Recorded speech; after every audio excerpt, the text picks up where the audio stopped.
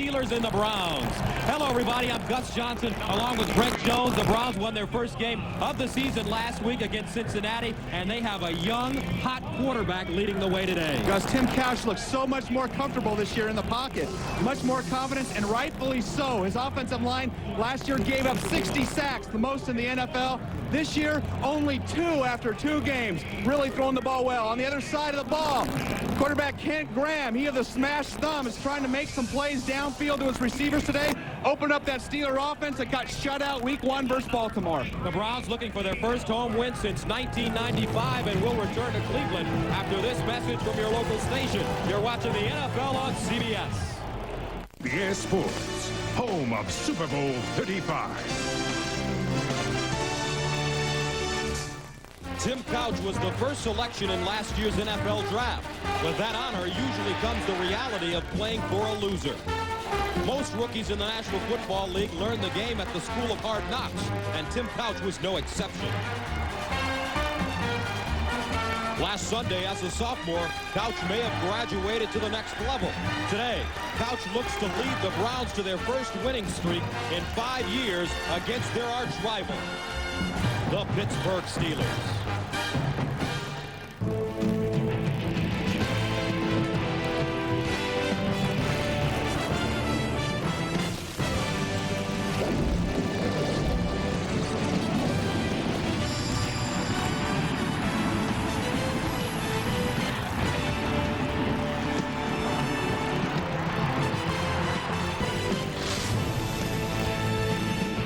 It's the National Football League on CBS.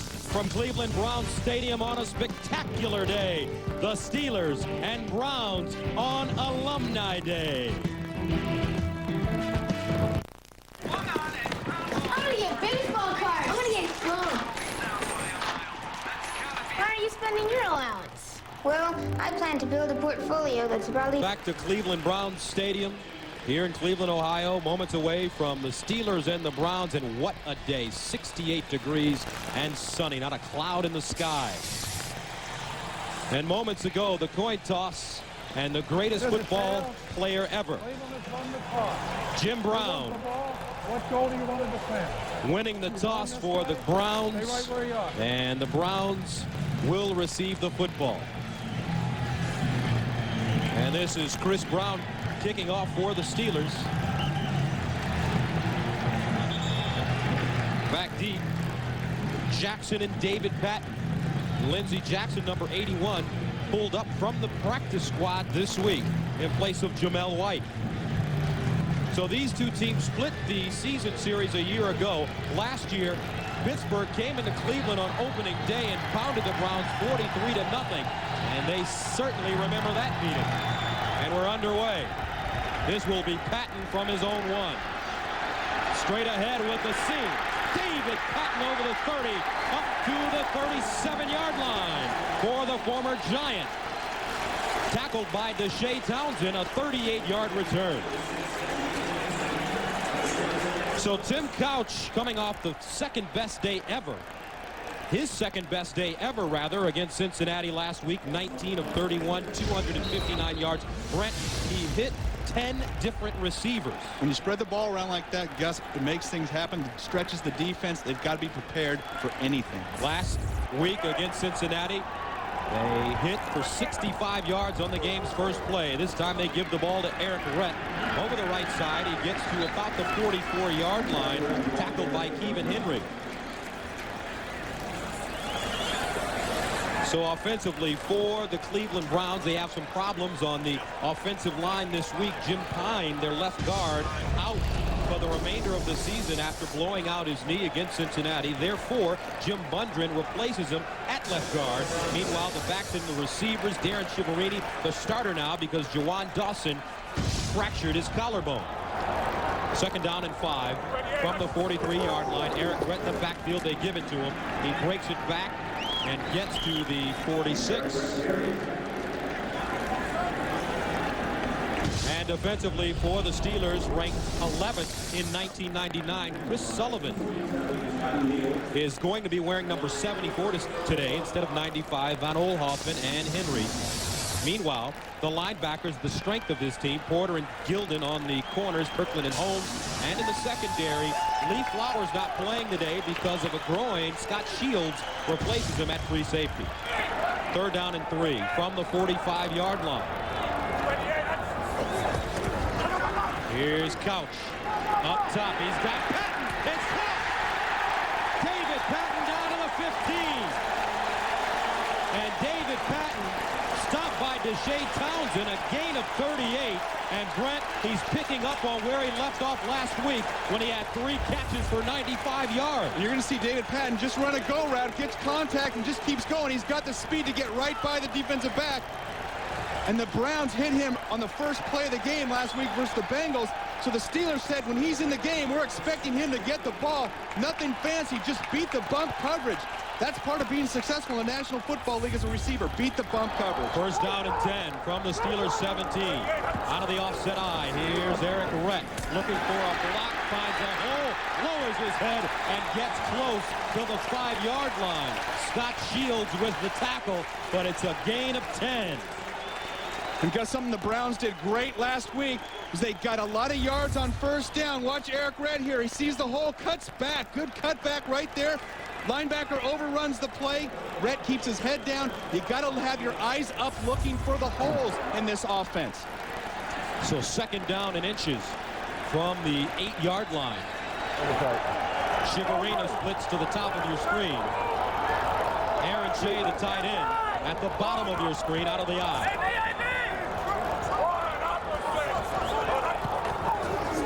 Brett diving forward. Let's see. Chad Scott, the left corner, coming up and making the tackle. Well, the greatest thing to have as an offense is 2nd and 1. It gives you so many options. And this Browns team that ranked last in almost every category last year in the NFL, they're ranked 2nd in the AFC right now with 6.1 yards on 1st down. And that's very significant, Gus, because that gives you options. You can run, pass, play action, and that keeps the defense guessing. The Steelers, Bill Cowher talked to us about, hey, we can't let them get big yards on 1st down like they did last week. And it looks as if they will be a hair short.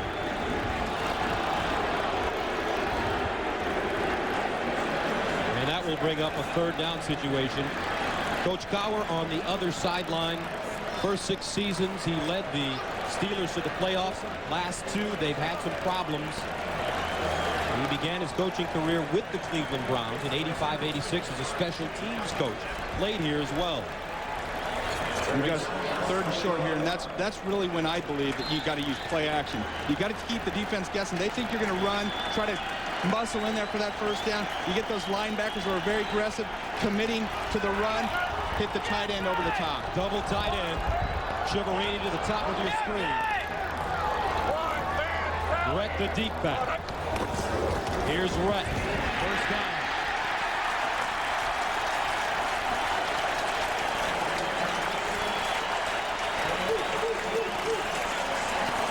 Some power football early for the Cleveland Browns.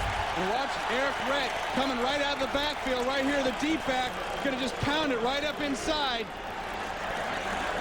Great job, Jim Bundren getting a little block, getting a little knee out there for him. Getting his first chance to start here today, filling in for Jim Pine. That's a tough spot to come in and fill in as a guard for one of the best blocking linemen on the team, but Bundren getting a little action there. 1st down and goal from the 2, 7th play of the drive. On play action in the end zone, touchdown, Aaron Shea.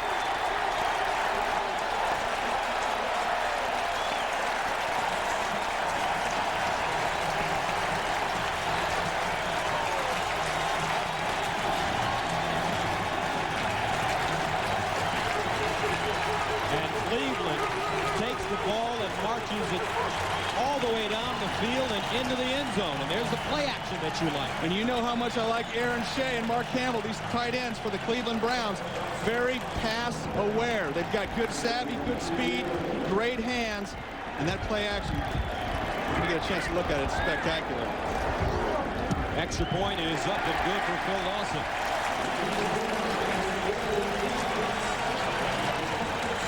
And we're going to get a shot at this high end zone look. Watch the linebacker step up on the play action. That's what a successful running game does. Earl Holmes steps up. Aaron Shea back of the end zone, wide open. You think Chris Palmer's excited? Darn right he is. It's a lot of fun. Smile, honey. It's not going to be a problem. Just relax. Fun. It's not going to be a problem. Just relax. Just because someone says it doesn't make it true. So if an internet travel site says it has the lowest fare, He said it wasn't going to be a problem. don't believe it. Go to the source, southwest.com. You are now free to move about the country. You paged me?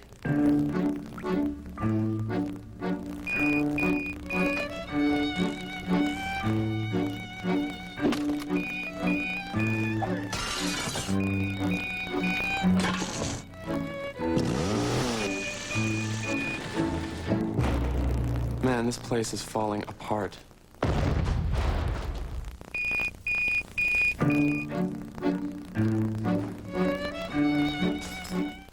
Here at VMI, we were asked to try the Norelco Advantage for 21 days.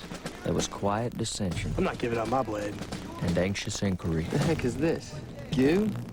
But then we started to realize the lotion actually gave us a closer, smoother shave than we expected, without the nicks and cuts of blades. Our fear diminished, our hopes arose, and life got a little less hairy. Come on, babyface, move it. The Norelco Advantage. 7-0 Cleveland.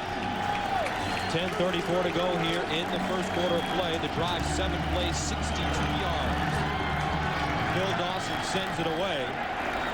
Here's Hank Poteet from the 4. And he gets up to the 24-yard line. Watch Earl Holmes, number 50, just freeze long enough. And when you got a fast tight end like Aaron Shea, just that half step is going to give him the wide open shot every time. And Aaron Shea catching his first touchdown. He's got to be pretty fired up. Get a little Packers action into the stands. The rookie out of Michigan. And Tim Couch finding his tight end in the back of the end zone. They say Shea has great hands and very quick feet. Played fullback at Michigan. First down and 10 from the 24 now for the Pittsburgh Steelers. Kent Graham is the quarterback. John Whitman in motion out of the backfield. Here's Jerome Bettis. Bettis with the hole gets over the 25 up to the 27-yard line. Keith McKenzie with the tackle. Kent Graham has played for 4 different teams. The Giants twice. Last year, he started 9 games for the Giants before being supplanted by Kerry Collins, their starting quarterback right now. And the numbers, 9 touchdowns, 9 interceptions. And he told us that 2 weeks ago when they played Baltimore, first half was shaky, Brent, but they had a better second half offensively, although they didn't score any points. Yeah, it's tough to realize that when you don't score points, but you go in and look at film, you see open plays, and they're just a step or 2 away from making some things happen. Second down and 6 from the 28. Here's Graham rolling. Breaks contained and finds the tight end, Corey Geeson. And Geeson knocked out of bounds at the 38-yard line. A pickup of 12. Marquise Smith with the tackle, and it's against the Steelers. Going to be pass interference. Offensive pass interference, number 86. 10 yards, second down. 86 is Hines Ward, who's starting today in place of Troy Edwards. And I think Hines Ward looked like he was trying to make a block while that ball was in the air. You can't make contact and start blocking before that ball is caught.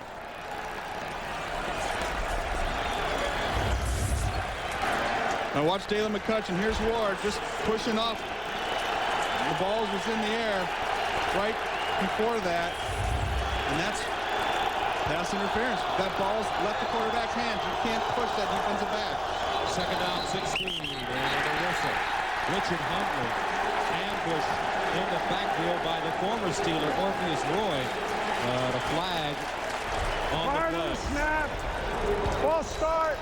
Right guard. 5 yards. Second down. So the right guard is Rich Tilsky, number 65.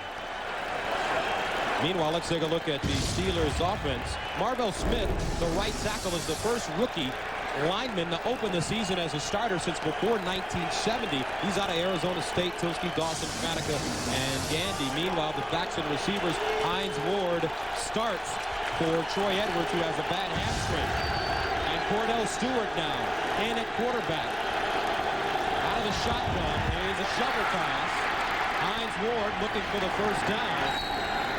And he will not get it on 2nd down and 21. A gain of 9.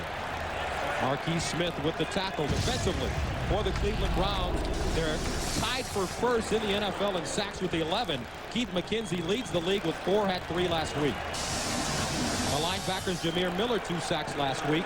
Rayner and Raheem Abdullah. And in the secondary, tough job for Dalen McCutcheon. He's 5'8". He's going to have to guard the 6'5.5" Plaxico Burress, the rookie out of Michigan State. 3rd down and 12 from the 22. They need to go to the 34 for a first down. Graham out of the gun. In trouble. And he goes down. At the 16-yard line, Courtney Brown, his first sack as a Brown, the #1 overall pick out of Penn State. And the first sack of many, and you're going to see him. He actually whacked Cordell Stewart on the play prior to that, just missing a sack on the shovel pass. You're going to watch him here at the top. He's going to come in and just keep fighting through. You got to keep fighting. Look at the drive back into the backfield. And he can make some plays. And he's been really stout against the run. Hasn't had as many chances yet versus the pass. Dennis Northcutt back deep from the 34-yard line. And the speedy receiver in his first year gets out of bounds at the 39. A 51-yard punt for Josh Miller. Cleveland on top, 7-0 with the ball.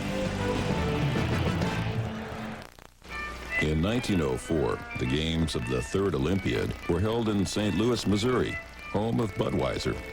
The events included the rope climb, the jump through a barrel, and the ride your bike in a circle. Obviously, the games have changed since 1904, but the beer hasn't. Budweiser, proud sponsor of the 2000 U.S. Olympic team.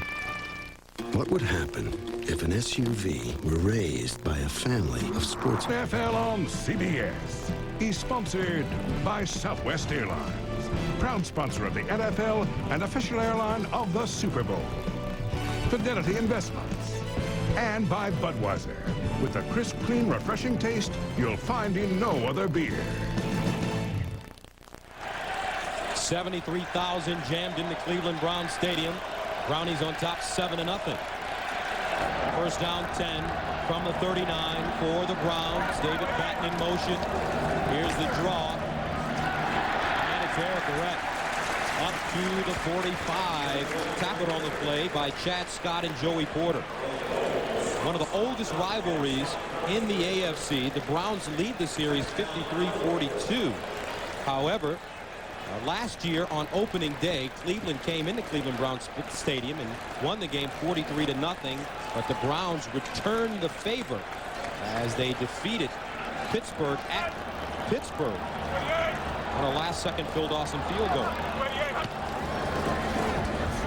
Couch, caught, Chiaverini, inside Steelers territory at the 45. Joey Porter with the tackle, a gain of 10. And Gus getting 6 or 7 yards on first down allows him to throw that ball, the little tight hook route, and it keeps the Steelers defense guessing. And one of the worst things you can do as a team in the National Football League is go on the road and have the opening kickoff, have the home team shove the ball down your throat. And that's what the Steelers have done. And this is an important drive right now for the Browns, because they'll get the Steelers really on their heels if they can get some points out of this one. Empty backfield, 5 receivers set for the Browns. Couch all day to throw to the sideline. Rett with the catch out of the backfield, and he's wrapped up at the 39-yard line. Joey Porter again, but a gain of 6 yards. Well, didn't need to use play action on that one because there was nobody in the backfield. Tim Couch getting all the receivers out, just going out, throwing it out to his back. Nice job, Chris Palmer. The play calling's going great. Mixing runs and pass on first down. Right now, this Pittsburgh defense is really off balance. And so far, Tim Couch perfect. 4 of 4, 56 yards. Shiverini, the motion man. Eric Rett. Rett running over people. Down to the Pittsburgh 33. Levon Kirkland, the man in the middle with the tackle for the Steelers.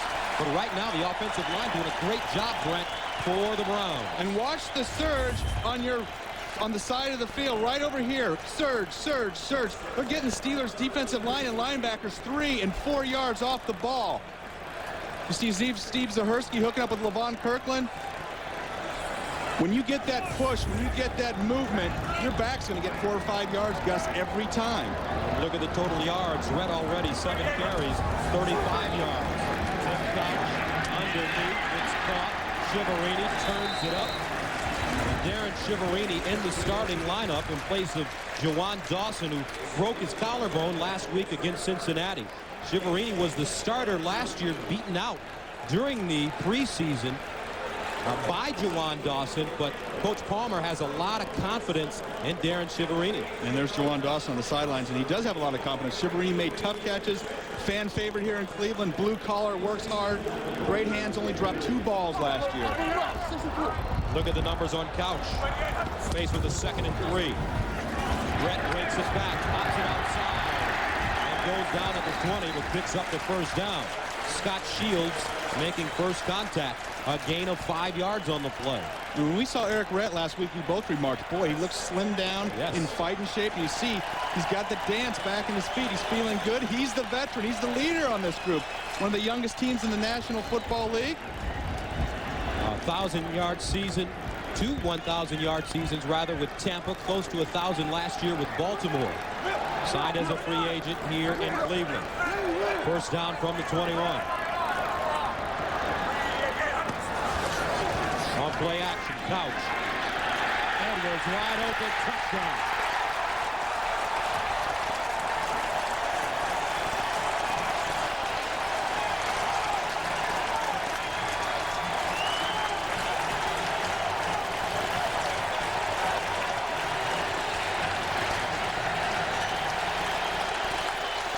Wow. The Browns are operating, Brent, like a finely tuned machine. And that's the greatest thing. We talked at the top of the show. Throw to all different kinds of receivers. Watch Mark Edwards. He's split out. He's just going to come out. Nobody expects the fullback outside of your screen to run a little out and up. They're watching Aaron Shea down the middle. Nobody home. Edwards, the former 49er, grew up outside of Cincinnati, and the extra point for Phil Dawson is good. And the Cleveland Browns have taken a 14-0 lead. You see Mark Edwards turn up. Nice pass by Tim Couch, looking off the safeties with his eyes.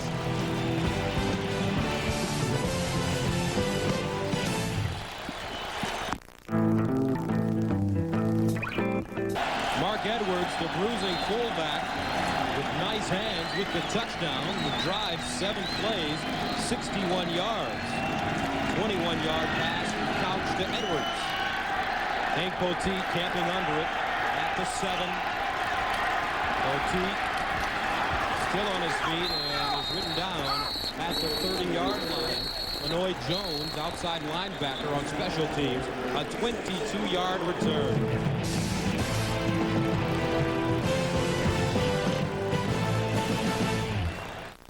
NFL on CBS is sponsored by American Express. Wherever you are, whatever you're doing, American Express helps you do more. And by Mazda. Mazda. Get in, be moved. An aerial view of the Rock and Roll Hall of Fame here in Cleveland, and they are rocking in Cleveland Browns Stadium because the Browns are on top 14-0. Gus Johnson, Brent Jones with you. And the Steelers take over as Coach Cowher talks to his defensive unit. Offense now on their own 29. Jerome Bettis.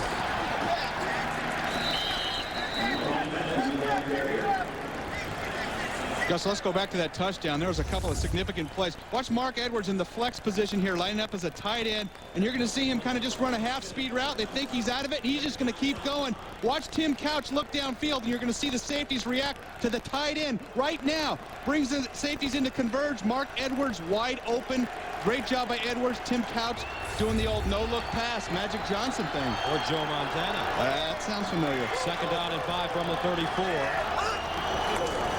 Draw play, Bettis finds a hole, and the bus rumbles and picks up a 1st down at the 41. It's a gain of 6 yards. Wally Rayner with the tackle. Don't forget, coming up on Monday, we have a big night. Big Brother starts it off, followed by Everybody Loves Raymond. And then there's Survivor and 48 Hours. That's Monday on CBS. If you don't think Jerome Bettis can still make some yards and be a threat in this league, then you don't know football. See him churning those legs in there. He looks slim down. That's what they've got to get going, this Pittsburgh Steelers offense. Richard Huntley in the backfield right now, the lone setback for the Steelers. Graham back to pass, flag on the play, underneath, incomplete. And the ball intended for Burress, covering Lewis Sanders.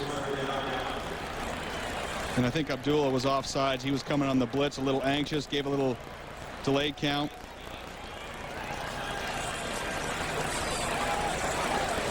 While they march it off, somebody anxious in New York, Jim Nance. All right, Gus and Brent, the Bills strike first. A Rob Johnson touchdown pass to Eric Bowles, but on the ensuing kickoff, Kevin Williams breaks free, and he's going to take it all the way for the tying touchdown. Jets and Bills, 7 apiece. Let's go back to Gus and Brent.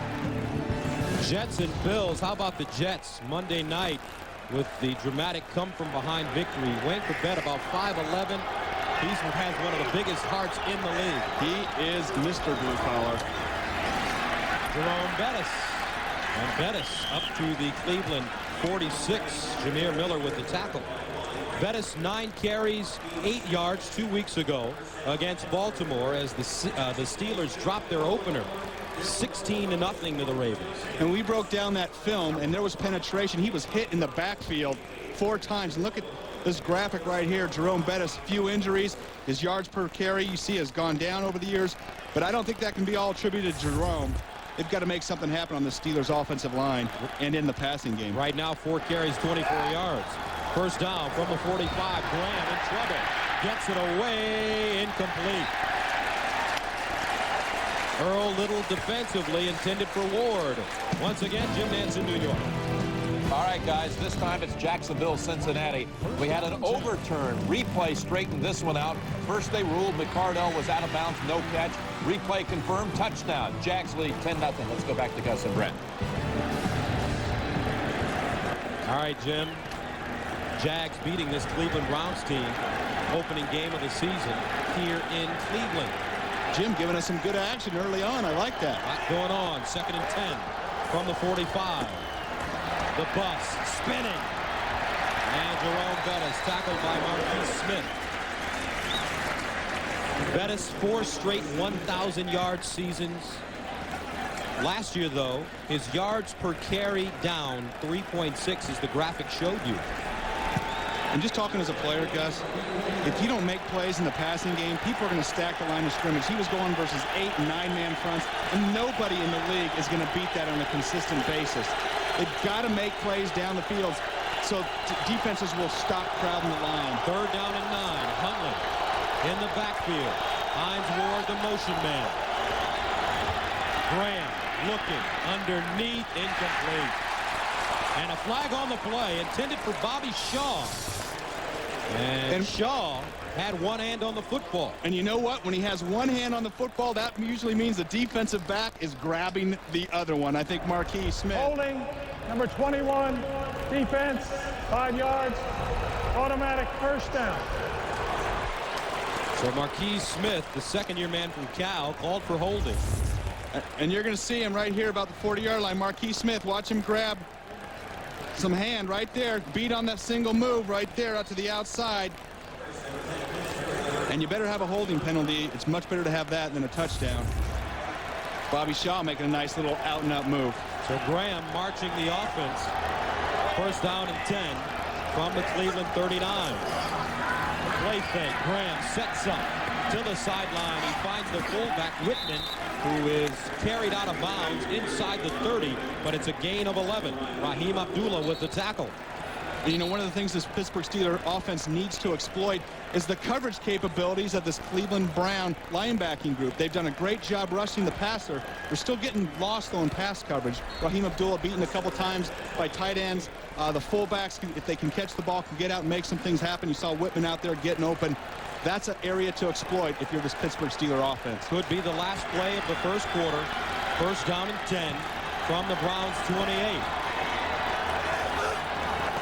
The pitch to Bettis with the blocker. And the bus gets inside the 25 to the 23-yard line. Corey Fuller with the tackle. And that's the end of the first quarter with the score. The Browns on top of the Steelers, 14-0, but the Steelers threatening. We'll return to Cleveland right after this message. TV, score a touchdown. And if you don't just score one, you want to get back on TV, go sit by a guy that scored a touchdown. These two guys sitting next to each other, pretending like they don't know they're on TV. I used to always go sit by Jerry Rice. That was a lot. You definitely got on TV when you sat next to Jerry. 2nd and 5 from the 23. Bettis hopping through the hole, down to the 10-yard line. Darius Holland with the saving tackle, but Bettis gets up a gain of 12, and he almost broke it. And here comes Jerome Bettis right in your face. He's coming right at you, full speed ahead, nothing fancy. I'm just going to hit that hole, get some body on some bodies, and Darius Holland, boy, just hangs on with the ankle. Jerome Bettis breaks that an awful lot. You see, he's frustrated. He had touchdowns. He was feeling it. First down from the Browns' 11. Bettis rumbling inside the 5. Bettis gets to the 3. Wally Rayner with the tackle. And there's the running game. The trademark running game of the Pittsburgh Steelers. And watch Jerome Bettis get outside. First guy's going to hit 43, Percy Ellsworth. Safety. You don't want to tackle the bus. Get off of me. Wally Rayner having to come over and jump on the pile. And you talked about, we saw how Jerome looked so thin last night. You said, hey, looks like you're the minivan now. Yes, he does. 8 carries, 51 yards. For Bettis, first down and goal at the Cleveland 4. Huntley this time. Touchdown. And the Steelers answer. Richard Huntley, the third down specialist, running between the tackles. And that is his 5th touchdown in the last 3 games against Cleveland.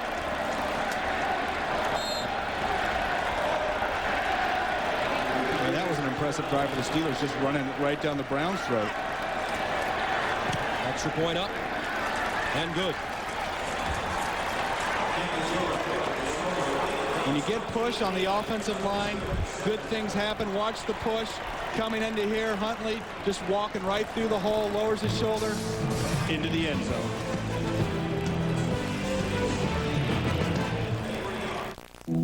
What gets us through the lean years? Why? And the Pittsburgh Steelers score their first points of the season. There's the drive, 10 plays, 71 yards.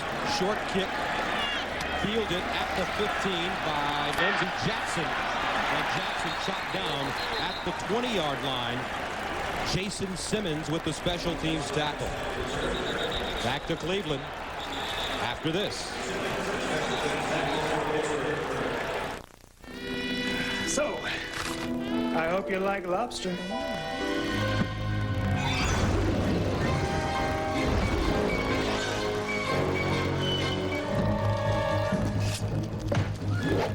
Everything all right? Fine.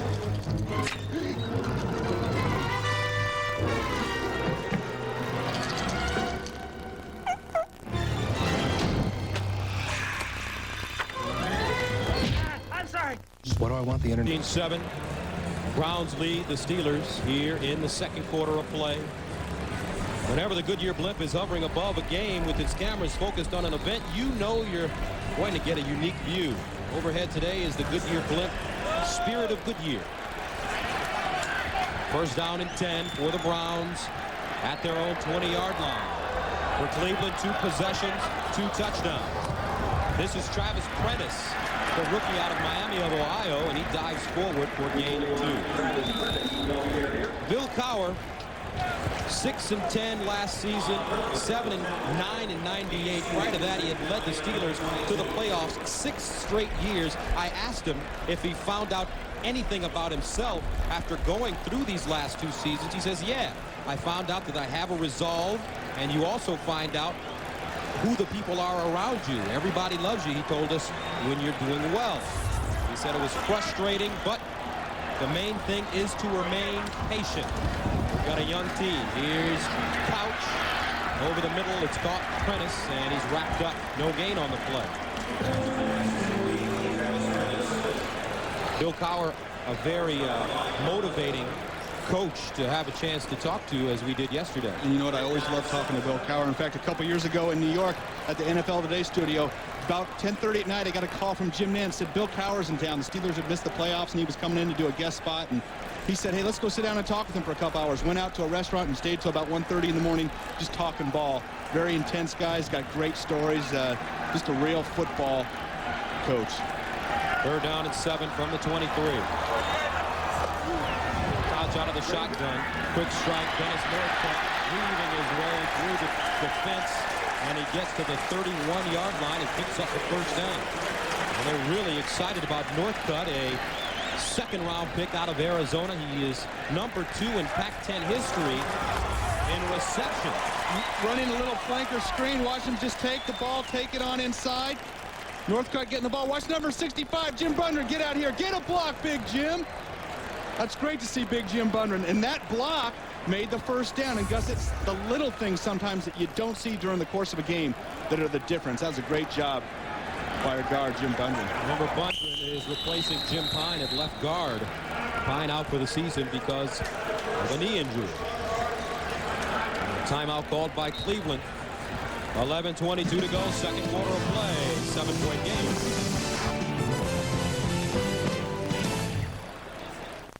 Balls, I take full responsibility for them, and like I said, it's kind of a risk-reward call. Isn't this your tight end's laminated sock? That's uncalled for, in my opinion. And your linebacker's photocopied tongue? And didn't your kicker try binding his zipper? There's no excuse for that. You want to see more, Coach? I got more. No. VBS is sponsored by PSINet, the Internet Super Carrier. Staples. Staples has everything you need for your business at guaranteed low prices. And by Coors. When you're an original, you do it your own way. Original Coors. Welcome back to Cleveland. 1st down and 10 for the Browns at their own 31-yard line. 5-receiver package. 3 at the top of your screen. Prentice, the tailback at the bottom. Couch looking over the middle. Chiaverini wide open. Couch did a great job looking one way and throwing the other way. And that's what you want to move the safety with your eyes. He looked left, came back right. Chiaverini right down the seam. And that's how you move that safety out of the middle. And Darren Chiaverini, usually sure-handed. Tim Couch putting it right where it needs to be. I don't know if Chiaverini lost it in the sun, and Couch is a little fired up. He knows he needs that catch. He's hit 9 different receivers already. Chiaverini only dropped 2 passes a year ago. Drops his first one today of the new season. 2nd and 10 from the 31. Play action. Couch sets up deep, dumps it off. Here's Prentice, spins, and gets to the sideline and is close to the 1st down. Earl Holmes with the tackle. A gain of 9 yards. Get free shipping on all NFL gear. Just click on shop at cbs.sportsline.com. One thing that really stands out to me about this Pittsburgh defense, they are just not getting the penetration from their front group. Those down 3 linemen, they've got to get in there, keep those guards off their linebackers with strength in their team, and get some pressure on Tim Couch. Timo von Oelhoffen, the new nose guard, replacing Joel Steed, who retired because of a knee injury. And they hand it off straight ahead, and let's see, they need to get to about the 41.5-yard line. Now that looked like the old Pittsburgh defense getting some penetration, and I guarantee you, I don't think he got that first down because that ball didn't go anywhere. And there's Chris Palmer, not exactly fired up about getting blanked on 3rd and short.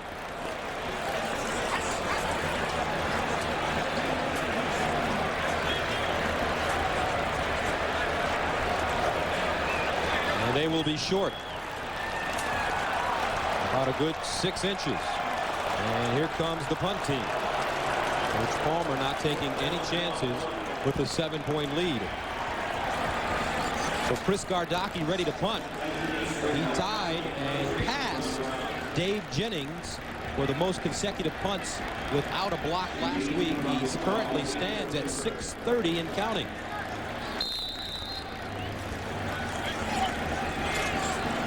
Bobby Shaw back deep to return the punt. Stands at the 13-yard line. Left-footed punter Gardocki gets it away, sails to Shaw from the 9, and he is dragged down at the 16. David Patton with the tackle, and a flag on the play, maybe a face mask. David Patton being able to catch balls, get down, cover punts. He had his hands up a little high in the face mask area.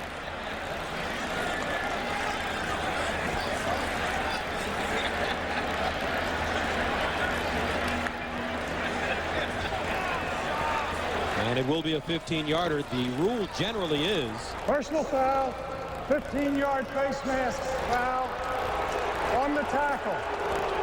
15 yards, first down. if the head turns, it's a 15-yarder. If it Here's doesn't, David it's Patton. 5. Watch it. Gonna get his hand in there, and the head, geez, spun his whole body around. That is an aggressive one.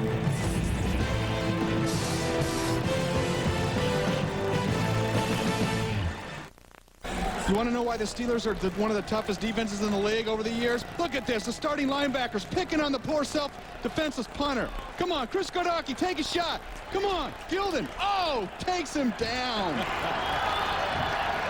First down and 10 from the 33. They're picking on the punter, Jerome Bettis.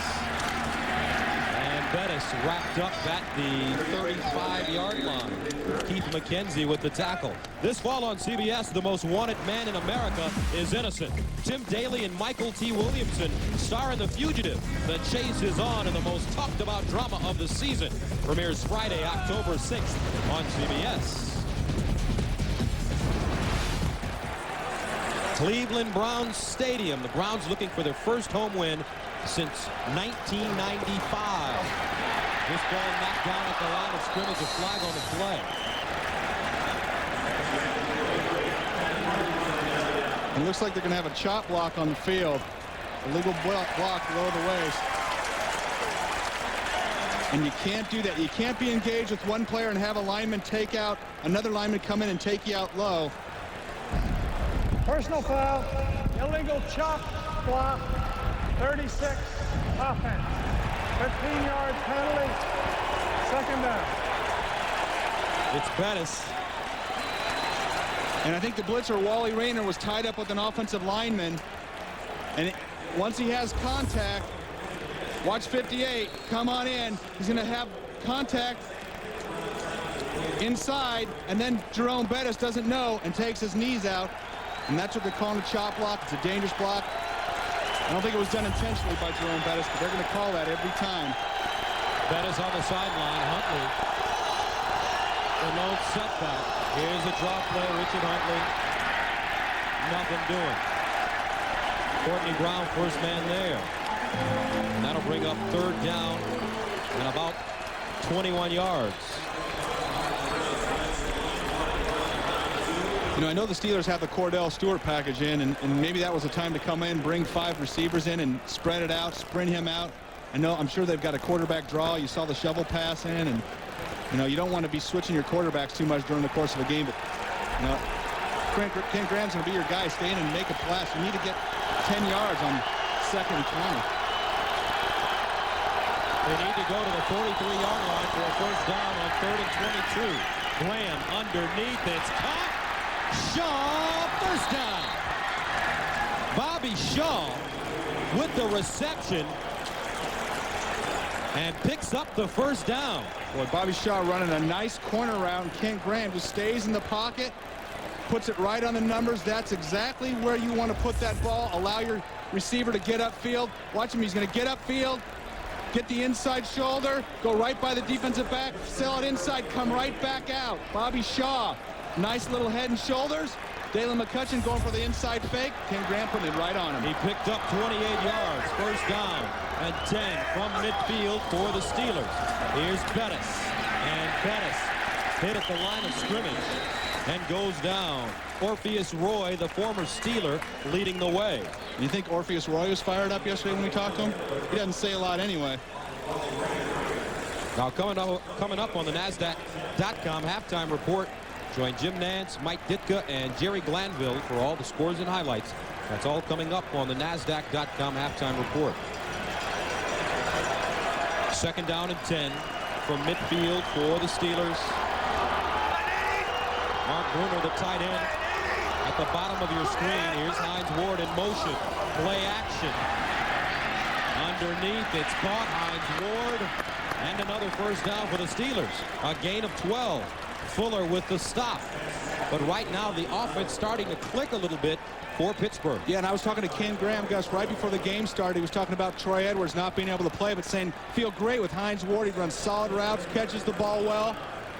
You're going to see Hines Ward come out here. Once he catches the ball, watch the ball be thrown on his inside shoulder pad, so he's going to turn outside. You got to turn inside. The quarterback puts it there for a reason. The handoff, Huntley. And Huntley sandwiched Orpheus Roy there, and a fight on the field. Dalen McCutcheon and Bobby Shaw going at it. No flags on the play. Remember, this is one of the most heated rivalries in the National Football League. And I'm sure Bobby Shaw probably let Dalen McCutcheon know after he ran that corner route, I beat you pretty good. McCutcheon's pretty fired up, and the Steelers look like they're going no huddle, Gus. And they talked about this yesterday. Second down and 9 from the 37. Graham batted down. Number 93, Stalin Colonnade, got a hand on it.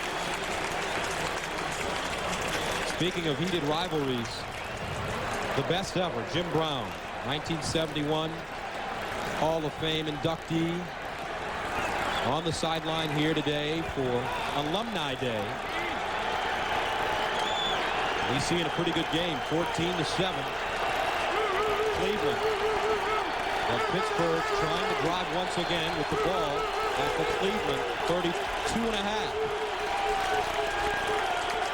And Kent Graham calls timeout.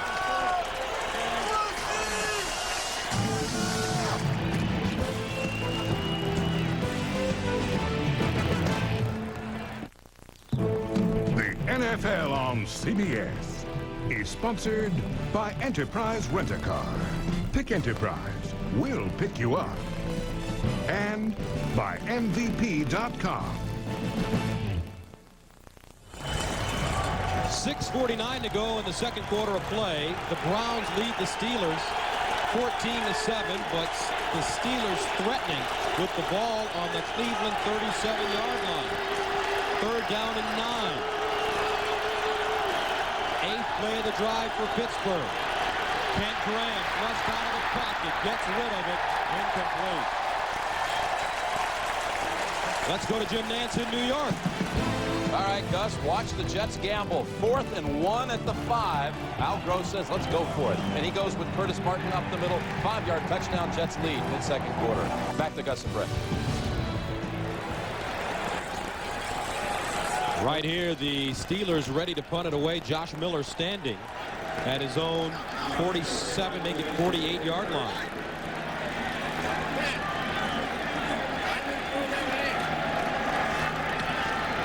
And the pooch punt is downed at the 1. Incredible play. Jason Simmons on special teams. You know how hard it is to catch and that will be a fine. The throat slash now in the NFL is an automatic fine. It absolutely is. The referees might not have seen it. They didn't throw the flag.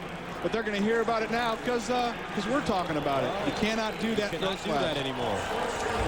Boy, you make a heck of a play like that, just run off the field and high-five your teammates. What a heck of a catch, catching a punt, staying out of the end zone. Catching a ball over your shoulder is tough enough. I can't imagine catching a punt over your shoulder. So the Browns huddle it up in their own end zone. And Simmons on the sideline, terrific play, but he'll have to pay for it. And a flag. Institution, 12 men in the huddle, half the distance to the goal, first down.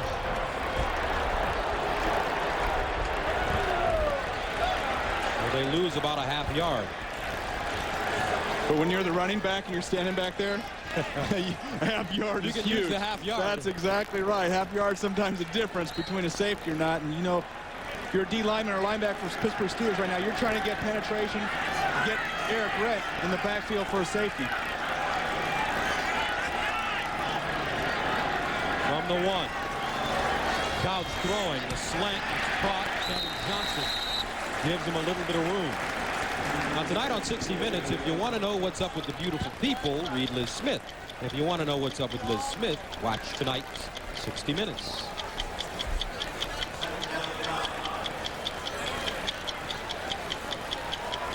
So 2nd down and 5 from the 7-yard line for the Browns. 6:05 to go here in the 2nd quarter. The handoff, Rhett ambushed in the backfield. And he's dropped at the 6-yard line. Jason Gilden, first man to him. And you saw penetration on that strong side running left. And Eric Rett tried to cut back, and there was just a wall of black jerseys that hit him. And I think Rett had trouble just on the handoff as well. Watch this. I don't know if he gets it tucked. Tim Couch going far to hand that off. You see him juggling the ball just a little bit. Nice camera work. Little juggle. That'll always upset your running lane if you don't have the ball. 3rd down and 7 from the 5. They need to go to the 12 for a first down. Couch to the sideline. Caught. Chiaverini. It'll be close. Great catch, though, by Darren Chiaverini. And let's see the spot. And Gus, you said great catch. I don't know if Darren Chiaverini got a yard deep as he would have liked. You got to run that route a yard deeper because the quarterback's going to lead you back with the ball, and it is right on the mark. And this is going to be a matter of a couple inches one way or another. But boy, when you're a receiver, you know that ball is going to bring you back. You got to go an extra yard further.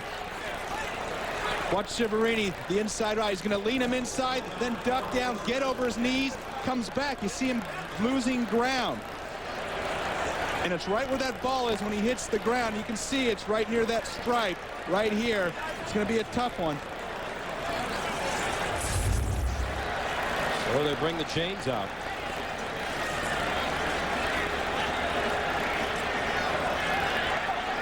And he gets it. Chiaverini, 3 catches, 24 yards, his first start of the season.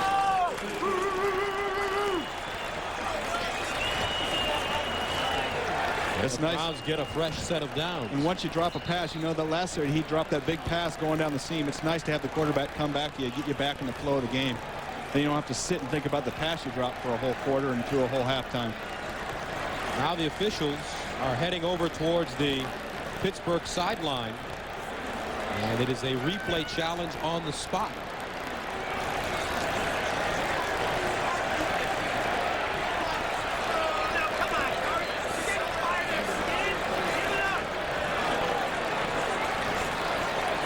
Bob McElwee, the referee.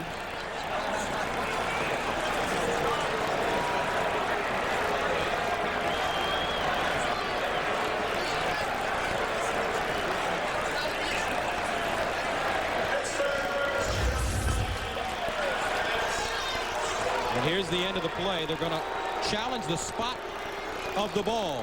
Where did he hit? No, I see the ball come out right there. They're going to...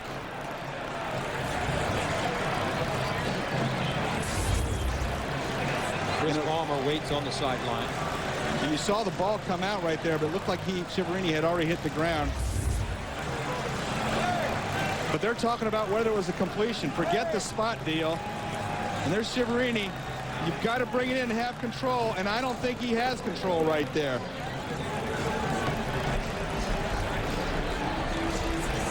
That was a heads-up play by Chad Scott, being very aggressive. And you can see the ball's out right there. It's out already. Scott rolls over and just takes the ball with him. Boy, if Scott stays in bounds, that's an interception. So there's a lot of things that they're looking at. I think the spot is out. But it's... Here is the instant replay rules. 2 coaches' challenges per team will cost a timeout unless the call is reversed. And for the referee to review the play, the last 2 minutes of the half or in overtime, all plays reviewed by the replay official. One more look. And Gus, a catch is having control and having your knee and or a body part other than your hand hit the ground. And I don't know if he's got control right at that point. Now you watch Scott come over. If he's got the ball right there, that could be an interception. They've got to determine, A, whether the ball was caught by Shiverini, and if it wasn't, was Scott in bounds when he had possession of the ball? I think you're 100% right. Or even before he hit the ground.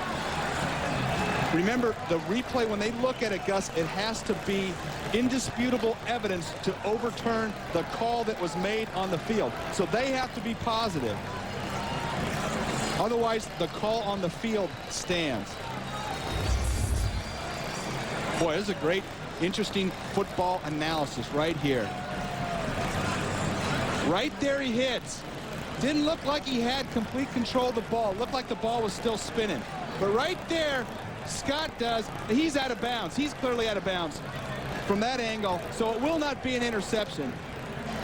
But a heck of an effort by Scott. And the question is, it looks like he's struggling the ball right there. The ball was not tucked away at that point, right there.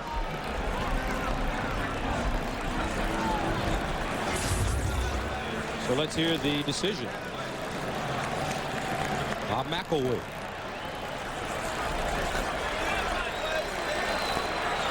After reviewing the play, it is an incomplete pass. The player must keep control of the ball throughout the act of the catch, even after the ball touches the ground. And that ball was Pittsburgh rolling. is not charged with a timeout. Now, have you been studying the rule book or something lately? I mean, wow, very nice. Well, I know that you didn't forget my plane trip out to New York. We spent the day with Jerry Seaman, the head of the NFL officials. And he definitely drilled that into our heads. What a great guy he is. Retiring after this year. And exactly the right call. Didn't have possession through the whole catch. The ball's coming out right there. Scott doing a great job getting in, getting his hands on the ball. Shiverini would have had the first down with the mark. And the Browns are lucky that it was right by the sidelines, because that would have been an interception had Scott stayed in bounds. Chris Gardocki in the back of his own end zone. Gets it off. Wobbly kick from the 50, Hank Poteet. And Poteet, the rookie out of Pitt, gets up to the 37-yard line, a 45-yard punt, and a 14-yard return. Now next Sunday, doubleheader action on CBS. Some of you will see Cincinnati at Baltimore or Tennessee at Pittsburgh. The late game, it's either Cleveland at Oakland or the Jets in Tampa Bay. But it all gets started with the NFL Today, brought to you by Southwest Airlines, which begins at 12 Eastern Time. So let's take a look at the scoring in this game, and Cleveland got on the board first, a 2-yard touchdown pass, Couch to Shea, as they drove 62 yards, followed by a 21-yard touchdown pass, Couch to Edwards, and then a 4-yard touchdown run for the Steelers, Huntley on a 71-yard scoring drive. Inside, and it's knocked down at the line of scrimmage. Graham, as it batted down, Orpheus Roy getting a hand on it. There's Richard Hundley as a hamstring injury. He is doubtful for the rest of the day. Scored a touchdown the only touchdown for the Steelers this season. A 4-yard run in the second quarter. And Gus, that's 3 or 4 balls knocked down by Kent Graham right now. This offensive line for the Pittsburgh Steelers got to keep their hands on their man on the defensive side of the ball, or let them jump up in the air and interrupt those throwing lanes. Jerome Bettis, maybe a yard. Wally Rayner, the tough middle linebacker, with the tackle, and Wally got engaged over the offseason. He got engaged. He was talking about it last year when we were here. I believe it was on Christmas Day, and we were going to mention it, but he said, no, hold off. I still have some cold feet. Yeah, he didn't want to spoil the surprise. You can't say he had cold feet. Beyonce, that's not true. But he got down on one knee, he said. Yes, he did. Did he shed any tears? Yes, he did. That's what he told us. 3rd down and 9 from the 36. Here's Graham, takes a step up with room, and he's about a yard and a half shy of the first down. Marquise Smith with the tackle. How about Kent Graham at the end of the play? Sticks his hand there, gets smashed, sees he's about a yard short and crawls on his knee and sticks the ball out there. I love that. So what do you do in this situation? Well, I think in this situation, you go ahead and boy, I don't know. I'd go for it. You're pounding it, you're running it, you're on the road, you're down 7, your team's tightened up after being down 14-0. If you can't get a yard with the bust of this group right now, and you don't deserve to get any points before halftime. It'd be around a 45-yard field goal, and remember, Chris Brown missed a 45-yarder 2 weeks ago against Baltimore. You think they bite on some play action right here? And they call timeout. 3:11 to go, second quarter of play. Steelers want to talk it over a bit. Top of the Steelers, 3:11 to go, second quarter of play. And Pittsburgh with the ball at the Cleveland 29. Probably the biggest down of the game so far for the Steelers. And now 4th and 2. And this would be really emotional. Big emotional lift for this Cleveland defense if they can hold the Steelers right here. I think from the Steelers side of things, you got to get some points. Let's go for it. Let's get a touchdown. They have the bus. He's lined up. John Whitman in front of him. Here's Bettis over the left side. Whoa! Bettis! It'll be close. What a hit on that right side by Jameer Miller. He ran right through Bettis. I saw Bettis getting that momentum, and I thought, well, he's got the first down, no doubt now, and Jameer Miller, and he does go ahead and get the first down. But how about that shot? Jameer Miller, watch Jerome Bettis. When he gets ahead of steam in a lane, nobody's going to knock him back. And Jameer Miller, boom! It's a swap out. You call that a swap out. Both guys get rocked a little bit. Bettis falls forward, and that's the difference. If you fall backwards or get moved sideways, you don't get it. He falls forward, gets the first down. That's the bust. Toughest yard you'll ever see. 12 carries, 56 yards for Bettis. Steelers have a first down at the Cleveland 27. They pitch it to Bettis. He's got a hole, and Bettis wrapped up again, this time by Wally Rayner. And I tell you what, these are some aggressive linebackers on this Browns team. Well, you can hear the pads popping all the way up here, but Jerome Bettis loves when the pads pop. That gets him going. You can see, you can feel the emotion right there. He's excited. He likes getting hit. Brings us to the 2-minute warning. 14-7, Cleveland on top of Pittsburgh. First half of play, the Browns trying to hold on to a 7-point lead. Don't forget, coming up at halftime, it's the NASDAQ.com halftime report. Jim Nantz in the studio and company with scores and highlights. Steelers, 2nd down and 6 from the Cleveland 23. Plaxico Burress, the receiver in the slot. Here's Hines Ward in motion. Play action. Graham blocked again at the line of scrimmage. This time, it's Wally Rayner who got 2 hands on the football. And why is that happening once again, Brent?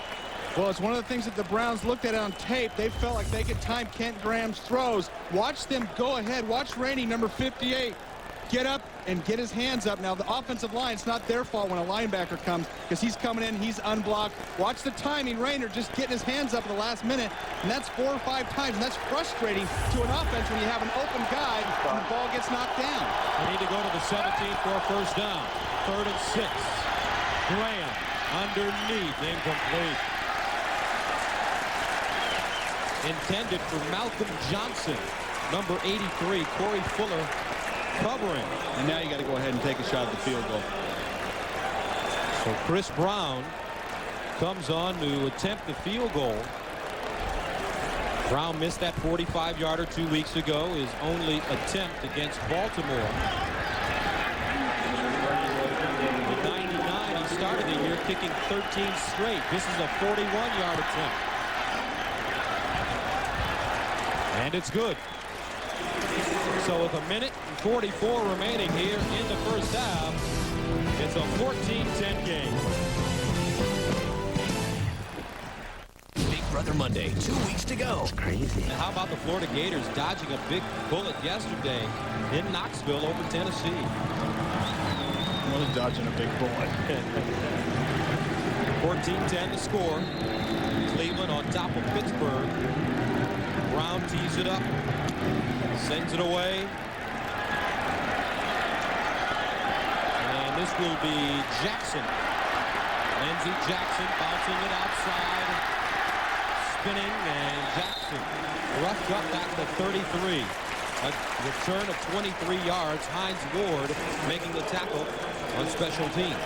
The Goodyear Tire and Rubber Company has dispatched its Ohio-based blimp Spirit of Goodyear to provide aerial views of today's game. And Goodyear blimps have been appearing over sporting events since 1925.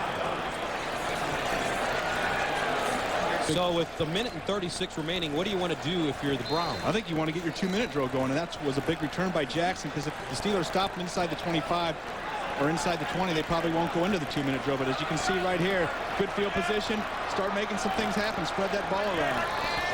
Out of the shotgun, Tim Couch underneath, caught by Eric Rhett, his tailback, and Rhett is dropped at the 37-yard line by Earl Holmes, who led the team in tackles a season ago with 144.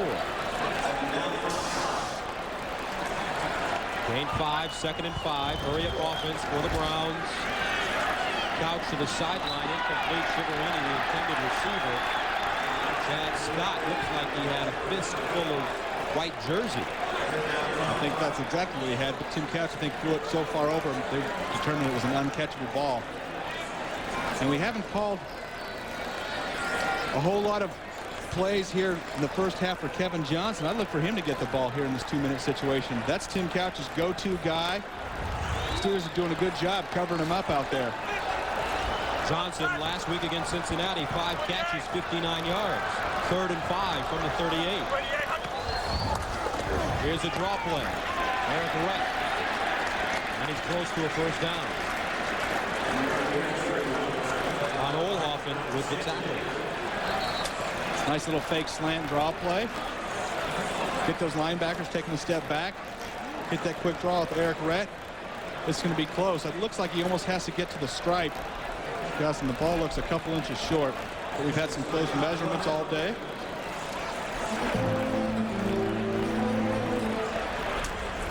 Don't forget, coming up, Jim Nance, Mike Ditka and company, Jerry Glanville will be in New York with scores and highlights. Jacksonville leading Cincinnati. Bengals playing tough down there, and they are short of the first down. Can you go for it in this situation, Brent? You can if you want to lose. There's no way. That's just at home. You don't take shots like that. You just got to play the percentages at this point, Gus. And maybe you give an extra long snap count or try to get the guys to jump. That's just too risky at this point. So the Steelers will get it back with a minute to go. Chris Gardocki ready to send it away. Bobby Shaw stands at the 10-yard line.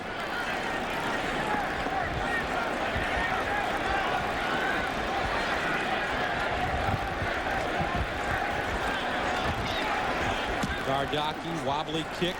Shaw, couple of steps to his left, picks it up at the 10. And Gardocki is down. No flags on the play. Bobby Shaw gets it over the 15 of the 17-yard line. Gardocki getting leveled as he got that one away.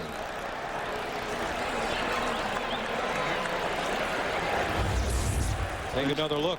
I think it's Joey Porter, 55, coming back, punch down the field, take a shot, and this is legal. But boy, when you're a starting linebacker, you don't need to take shots at the punter. Let him kick and let him cover downfield. Number 2. So Josh Miller better be ready. Darn right he better, just like baseball. You throw at one guy, get ready the next inning when that pitcher comes out under the mound. And look at that. I think he said hello to Porter. He said the Browns are number 1 here heading into the half.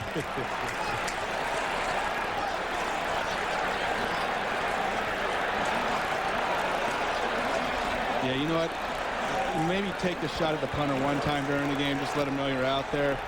But after the first time around, the Steelers don't need to do that. They're a classier team than that. Joey Porter's too good of a player. He's all over the field. Week 1 making tackles. He doesn't need to go after the punter. He's too good of a player to have to take shots at the punter. Well, should you not hit the punter? You know, he's on the field. Punters are defenseless kickers out on the field, and they're not going after anybody. They want to punt and get off, and you know, it doesn't really have an impact on the play. Now, if there's a return and you're running downfield, you're going to block the punter. That's fine. That's legal. But just have a guy standing there not even looking at you. And you think these teams don't like each other, Gus? They really don't even like each other now.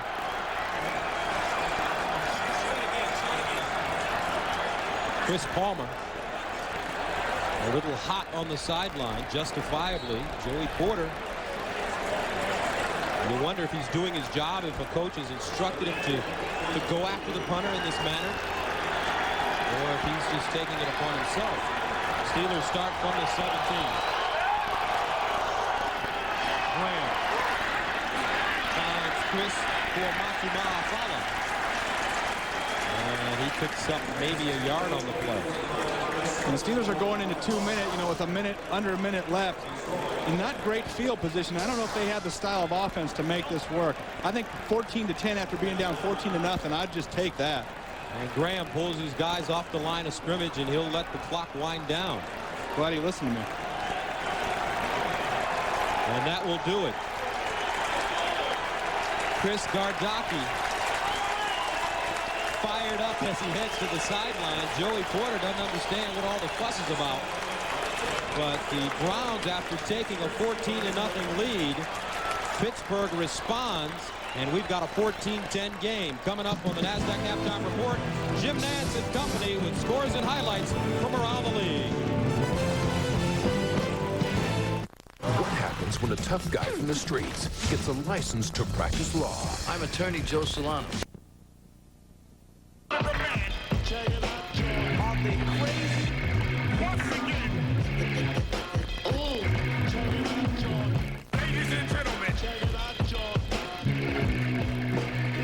Going early. He's really done a good job. I saw him early in preseason. I thought that he was having a little bit of problems with his reads. He's throwing the ball very accurately. He's going through his reads very well. Bill Cowher's giving his defense a little bit of heck here, and then they come back and respond a little bit. Couch has had a good game. Good game. Very accurate. Here he hits Mark Edwards. Shea caught the first one. That, again, it's 14-0. But the Steelers have hung in there. Good ground attack first half. Huntley gets it across, and Bettis has 59 yards at halftime. Browns trying to get their first ever win in the new Cleveland Browns Stadium. Meanwhile, Tampa Bay and Detroit, the Lions finally got their first offensive touchdown of the season. Came on a Hail Mary play at the end of the half. And it's 50 yards the last play of the half, but I think the real news here is Tampa Bay. They are really looking good. You got Sean King on a quarterback draw going for a touchdown. You got Randall McDaniel, offensive guard. They trade for a minute. Coming out of the backfield. I did that a long time ago. With who? The fridge. So, really, and Mike Allsted, who's never played good against Detroit, is really running all over. Big news is still their defense, though. It's outstanding. Yeah, the Bucs defense. Again, Detroit only had 3 first downs to the last couple of minutes of the half. And finally get on the board with the Crowell catch at intermission, right as the gun sounded. Eagles and Packers, a David Akers 43-yard field goal, the only scoring here. Levens is invested. Follow the evidence on CSI. Premiere CBS Friday, October 6th. Gus Johnson, Brent Jones with you. Let's take a look at the statistics from the first half of play. Gus, well-played game. You see no turnovers, not very sloppy. Both teams' time of possession pretty equal. Very impressed with the Browns coming out and jumping out to that 14-point lead. Offense was moving the ball, but equally impressed with the Steelers' comeback, being down 14 on the road and bouncing back to score 10 before the half.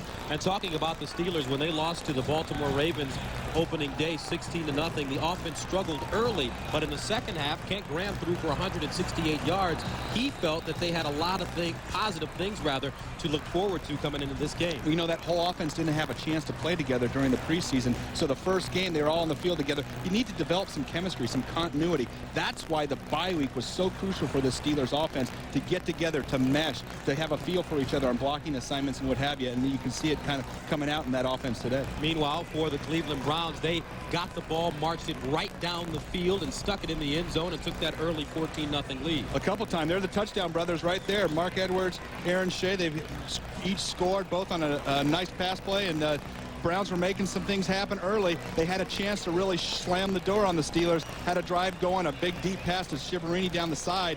If he would have held on to that, it would have been a different first half, I believe, for this Cleveland Browns team.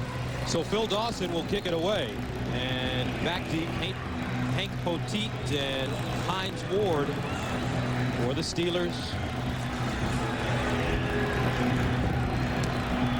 Second half underway here in Cleveland. Hines Ward from the 1. With the blocker and a seam. Ward down the sideline all the way to the Cleveland 40. A return of 57 yards. Rashidi Barnes with the special teams tackle.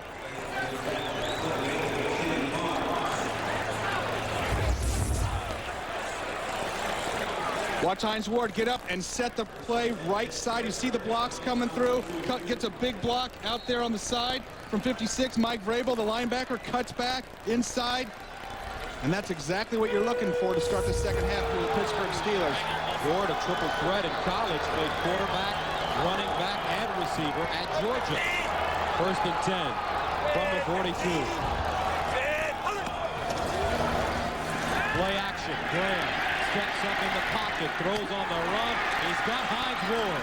And Hines Ward dropped at the 17-yard line by Dalen McCutcheon. However, it's a gain of 24 yards. You think we can say so far in the second half it's been all Hines Ward? I saw him go in motion. I thought he just ran the kickoff back almost 60 yards. He's got to be tired. Went a motion across the formation. Then you're going to see him come all the way across the field.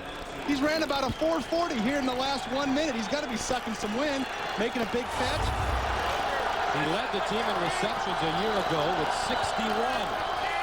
From the 18. Here's Bettis. And Bettis making people miss as he gets down to the 12-yard line. And Hines Ward, going back to him, is a perfect example of a player who did not complain, just continued to work hard and improve and wait for his opportunity. And he has. He's worked hard. You see his routes are much sharper, much crisper. He knows where he is on the field. And like I said before the game, Kent Graham said, wait till you see Hines Ward today. And he was right. Second down and 3 from the 12-yard line. First drive of the second half for the Steelers. Jerome Bettis. And he is gobbled up from behind by Stalin Kalane. Kalane, part of that revamped defensive line. He was traded to Cleveland last year from Minnesota for Jerry Ball. Orpheus Roy signed as a free agent from Pittsburgh. He normally was an end, moved to tackle. Keith McKenzie came from Green Bay. They moved him to right end. And Courtney Brown, the #1 pick, usually a right end, he moves to left end. Going into today's game, leading the league in sacks with 11. They only had 25 all of last year. And Gus, you got to get the ball to Plaxico Burress, your first rounder for the Steelers right here, 6'5". Third down and 4 from the 13. Graham double clutches underneath, and it's incomplete. Dalen McCutcheon covering, and Bobby Shaw, the intended receiver. Here's Burress, 6'5", out there on the outside versus Lewis Sanders, who's a bigger corner, about 6 feet, had a big interception last week. But, man, you've got to get your first rounder involved. And we haven't talked about Burress because they haven't thrown him any balls. You got to get up, give him a chance to get up and make some plays. Had 4 catches, 77 yards, week 1 against Baltimore. So here's Brown in to attempt a 31-yarder. Already good on a 41-yarder. It's up. And good. 41 and a 31-yarder for Chris Brown. 14-13, Cleveland. Steelers ready to kick it away. And this is David Patton from his own 3. Patton breaks it outside. He's got to beat the kicker. Patton down the sideline. Great tackle, however, by Chris Brown, the kicker. But David Patton, a 62-yard return. And 2 big returns there to start the second half. And I can't believe Chris Brown caught Patton. Watch Patton when he gets back up into the seam and he goes right. He stays toward the middle of the field. He's trying to set up Chris Brown. Watch him weave back inside right here. He says, I know I can get the corner. Boom, I'm going to cut outside. Chris Brown runs him down. Are you kidding me? Great field position, however, for the Browns. At the Pittsburgh 35. Chiaverini in motion. And the handoff. Not a lot of room over that right side. Brent Alexander coming up and making the play on Eric Rhett. And for the Browns, their first 2 drives, they were excellent. But some great adjustments being made by Tim Lewis, the new defensive coordinator for the Pittsburgh Steelers. You remember the adjustment made by Bill Cowher screaming at the defense on the sideline? How about that for an attitude adjustment? Well, they say Cowher pretty much runs the defense. 2nd down and 10 from the 35-yard line. Couch underneath. Alexander with the tackle and Shea with the reception. And there's an injured player on the field. And it looks like LeVon Kirkland, and that'd be a huge blow to the Steelers defense. Kirkland has had an ankle injury since the Baltimore game 2 weeks ago. Walked around the week after the Baltimore game with the boot on that ankle. And he actually limped into our meeting with him yesterday. Very tender. A young man from South Carolina. They actually designate, Gus, now high ankle sprains as just a low ankle sprain. High ankle sprains just tend to hurt and linger a lot longer than those low ones do. And that's what he's had and he's been dealing with. And he's been a trooper to be out on the field. But he must have got it caught up in the pile there. His backup is number 57, John Fiala. Kirkland lost 20 pounds during the offseason. Slim and trim. That ankle causing him some problems. We'll see if he can walk it off. 3rd and 7 from the 32. Here comes a blitz. They're bringing everybody. Couch down the sideline. It's caught. Dennis Northcutt waited for the ball, which was thrown short, and he gains 18 yards. And that is a lot of savvy for a rookie. And you're going to see Couch get a lot of pressure up the middle. The Steelers said in obvious pass situations, they were going after him. Let's watch Northcutt here on the outside. Tim Couch is going to be under pressure, throws off his back foot. You see Townsend with tight coverage, little pushing, little hand fighting. Northcutt just having the presence of mind to see the ball stop and come back. And that's a great move by a rookie. Gutsy move by Couch to hang in there. First down for the Browns at the Pittsburgh 14.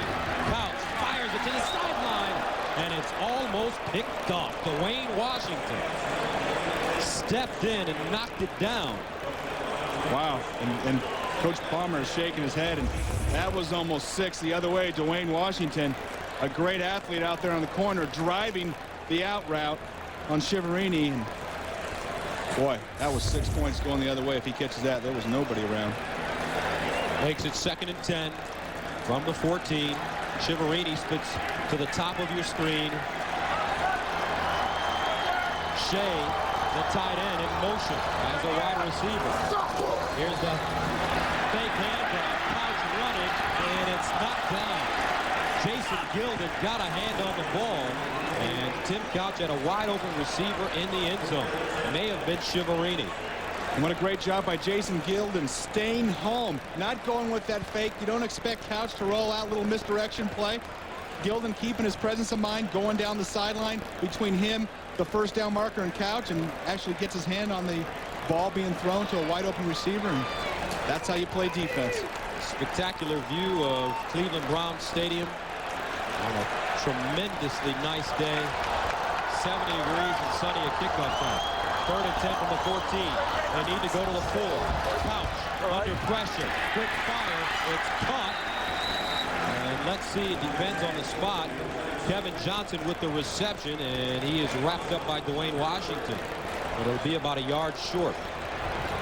And the Steelers told us that they were going to put a lot of pressure on Tim Couch in obvious passing situations. They were going to bring the house, and they did. Picked up and had just enough time to hit his hot receiver, Kevin Johnson, out on the outside. And Gus, you always hear about hot receivers. What are hot receivers?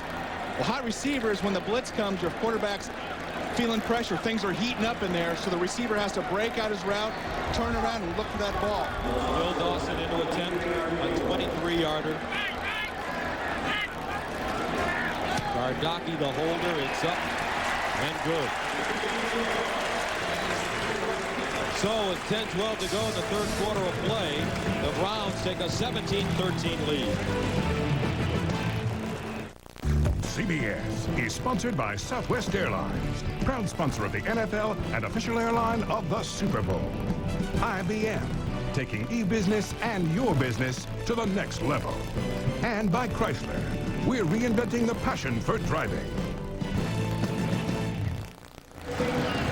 Browns kicking it away. And Hines Ward, 7 yards deep in his own end zone, takes a knee.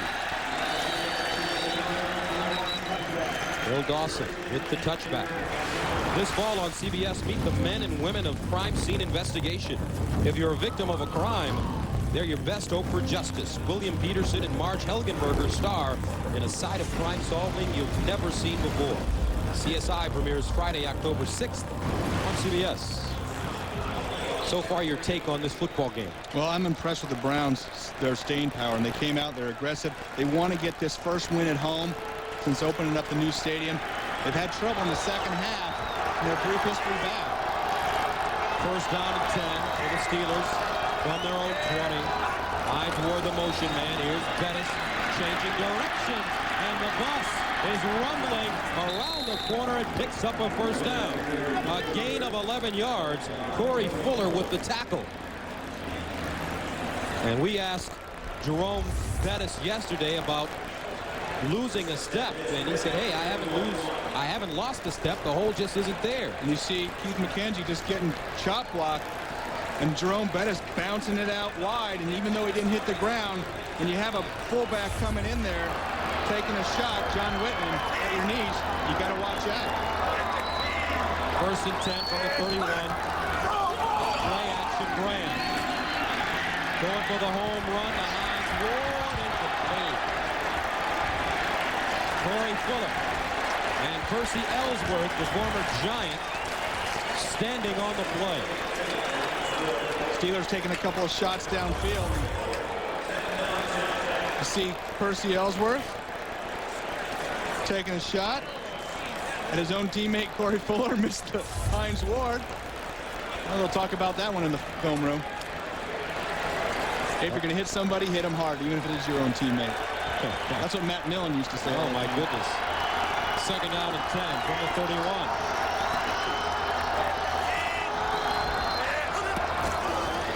Hand off Bettis with a big opening. Jerome Bettis over the 40 up to the 41.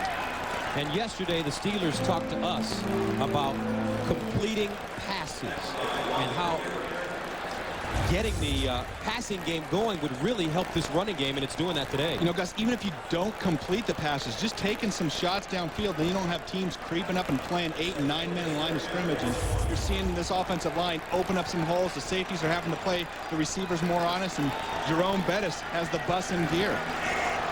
86 yards rushing. Bettis again. Oh, lowers his helmet. And Jerome Bettis picks up a couple. Marquise Smith with the stop, the safety. So the first game for Bettis, 9 carries, 8 yards. Today, different story, 88 yards rushing on 18 carries. And he told us last week after the first game, Marvin Lewis, defensive coordinator of Baltimore Ravens, came up to him and said, we still have a lot of respect for you. We did our home game plan to stop you. So Jerome Bettis, a lot of respect still in this league. Here's Graham, play action, sets up deep, over the middle, wide open, Hines Ward with the stiff arm down at the 25. And this young man isn't fast, he isn't big, but he is a player. A gain of 32. And that's exactly what Ken Graham had said, and you just feel like those two have a great connection together. Graham looking for Ward an awful lot today. Little play action. That's what happens when you get some yards running the ball. Linebacker step up, safety step up. You see Hines Ward getting in behind the defensive backfield. Graham putting it right on the shoulder. Hines Ward, a starter last year, though, had his job taken away before training camp began by Plaxico Burress. Graham in the flats, and it's cradled and caught by Whitman, the fullback, who leaked out of the backfield and gets to the Cleveland 20. Log on to NFL.com and follow the performance of your favorite players with the NFL.com player tracker. www.nfl.com.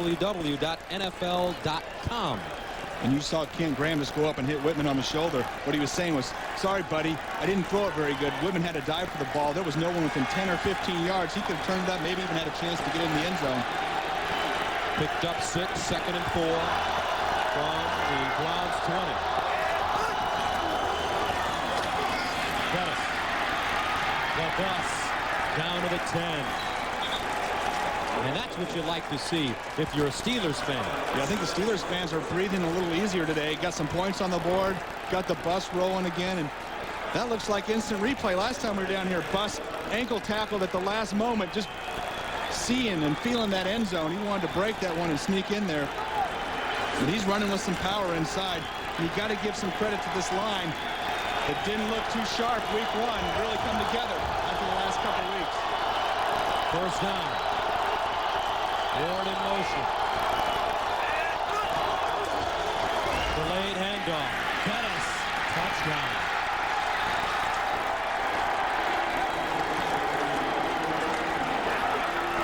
And just like that, Bill Cowher's team is right back in this game with the lead. And watch this. I'd like to say it's all about Jerome Bettis. Watch the offensive line right here. Just go ahead. Clear the way, Wayne Gandy. Look at the collapse on the interior of the Browns defense. And Bettis right through the hole. You drive, darn right you could drive a bus through that thing. Jerome Bettis already over 100 yards, 20 carries, 108. Only had 2 100-yard games last season. A career low, but right now, the Steelers with the 2017 lead. Today at IBM.com, we're talking about the ThinkPad A20. Huge 15-inch screen, Intel Pentium 3 processor, a video in-out port that makes multimedia easy. These things are selling so fast, I just had Leon order another 1,000. Okay, wait, 1,000? Chris, didn't you say 1 million? Because that's what I ordered. Buy 2. 3. Buy a whole bunch. Tonight, we had the perfect meal for us. The Olive Garden's never-ending pasta bowl. You pick any of the special pastas, and you get all the free refills you want. Plus all the salad and breadsticks for $7.95. Good thing I was born hungry. The Olive Garden. When you're here, you're family. Garage door opener problems? LiftMaster garage door openers are professionally installed. Here, Daddy, try this. A phone is all you need. Call LiftMaster. Everybody loves Raymond goes to Italy. Come on, we're going up. Do we have to? This is the Spanish Steps. Where's the Spanish elevator? On the season premiere, CBS Monday, October 2nd. If you don't think Nash Bridges is the coolest show on TV, think again, Bubba. Hot dog. Friday, October 6th. Get ready for brand new faces. Welcome aboard. Brand new cases. There's a bomb hidden somewhere in the city. Now you've got my attention. And brand new chases. Catch the season premiere of Nash Bridges, CBS Friday, October 6th. Throws the pass, caught, touchdown, Keyshawn Johnson, touchdown, Tampa Bay. He said, hey, I got to get one to the big fella. That's number 19, Keyshawn Johnson. You're watching CBS Sports, home of the PTA Championship. I don't believe it. 2017. Impressive drive for the Pittsburgh Steelers, led by Jerome Bettis. Browns take over Patton from the 15-yard line. And he gets up to the 30. Scott Shields with the special teams tackle. 5:37 remaining in the third. Back in a moment.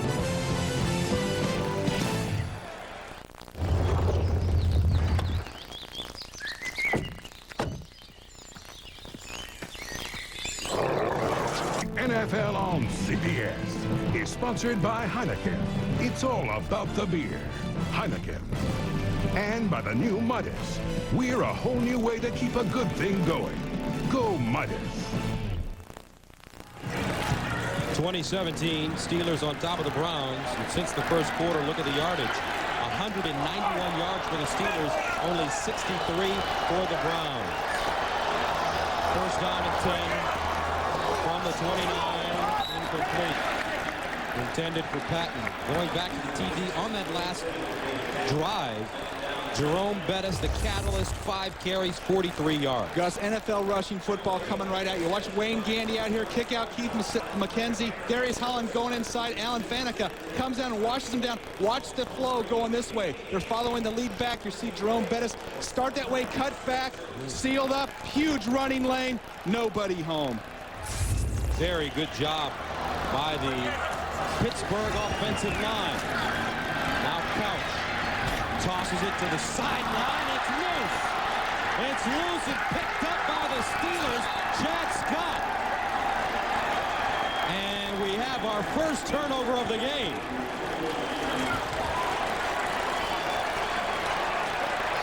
Chad Scott picking it up.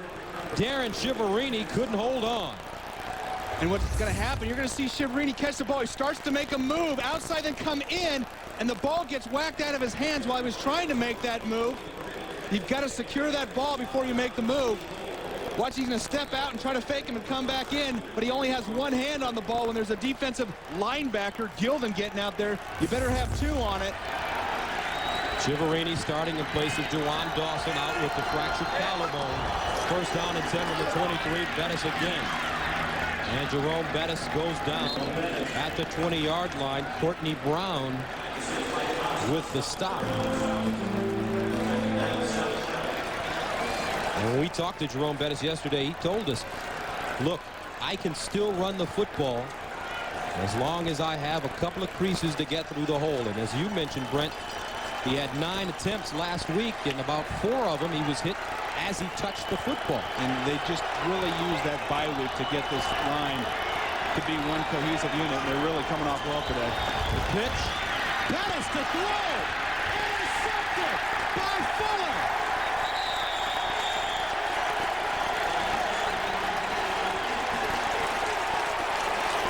Corey Fuller did not bite, and he picks it off. Did not bite at all. Like the penetration right there. I thought Bettis was cutting it back. He starts to throw the ball into double coverage. Throwing his first pick. He's got to be feeling a lot of excitement right now. The years of preparation leading to this one moment. This is Bob's first of the game. This time an interception rather by Jerome Bettis, and the Browns take over at their own 5-yard line.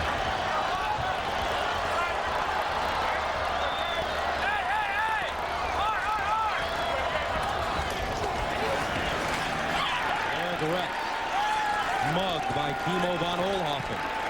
Another look at the interception. And gosh, you're going to see Plaxico Burress right here. Watch him come open. Good. Hines Ward coming in motion. Bettis has a chance. Hines Ward is his first read. He's covered. Throw it to Plaxico right here. There's nobody around him. I'm wide open. Easy touchdown. It's tough to read things when you're back there and you're a fullback. And Jerome Bettis. It's called reading the defense. Second down, 11 yards to go from the 4 for the Browns. Quick strike. It's caught. Patton chipped down at the 10-yard line by Levon Kirkland. Kirkland getting out quickly. Kirkland. A little upset. That's Steelers-Browns football right there. The Steelers, you can tell they're a little tightly wound coming into this game. You have players attacking the punter, a guy like Kirkland going after Patton. They really want to win this football game. Yeah, you don't mess around with LeVon Kirkland during the course of a game. In fact, Eric Rett coming out to the huddle said something to him, and he just smacked him. The official didn't see it. He just took his arm and smacked him in the head. He is not happy right now. He wants to win this game bad. You don't mess around with a mad linebacker. 3rd down and 4. Couch underneath, and it's caught. They needed to get to the 15-yard line for a first down. And this time, I think Chiaverini's too short on this route, Gus, and he's been really close a couple times today. And you know, he had a lot of playing time last year, lost the starting job to Juwan Dawson. And those are little things that happen during the course of a game. You got to know that where that first down marker is, go a half yard farther. You got the completion, just doesn't run the route deep enough. On the last couple of punts, Chris Gardocki has gotten roughed up after he delivered the ball. Let's see, punting from his own goal line. Off the side of his foot, short punt. Poteet. And Poteet breaks a couple of tackles, reverses his field if he can get outside. He's got a wall. Poteet down the sideline, out of bounds at the 35. Some nifty running for the rookie. A return of 27 yards. And Gus, Chris Gardocki had been kicking the heck out of the ball all day. Why do you go after a punter? You get him thinking about getting hit. He kicked that on a line, short, gives a return man time to make something happen. Petit definitely makes something happen. Weaving in and out, and usually by that time, the whole defense is on you, but he had a wall set up to the backside, makes some big yards. Jay Hayes, the special teams coach. Hopefully that was by design. From the 34-yard line. Inside handoff, and Whitman gets to the 32. Stalin Collinet in on the tackle. There's Gardocki. And that's tough day for the punter. That is a tough day, and that's why teams go after punters. And you might, like I said, you do it once a game, and that was a couple cheap shots on him, going after him from a linebacker position. But then his next punt, which was right then, he's thinking about someone hitting him, not concentrating on punting that ball. And then you get a line drive and a return.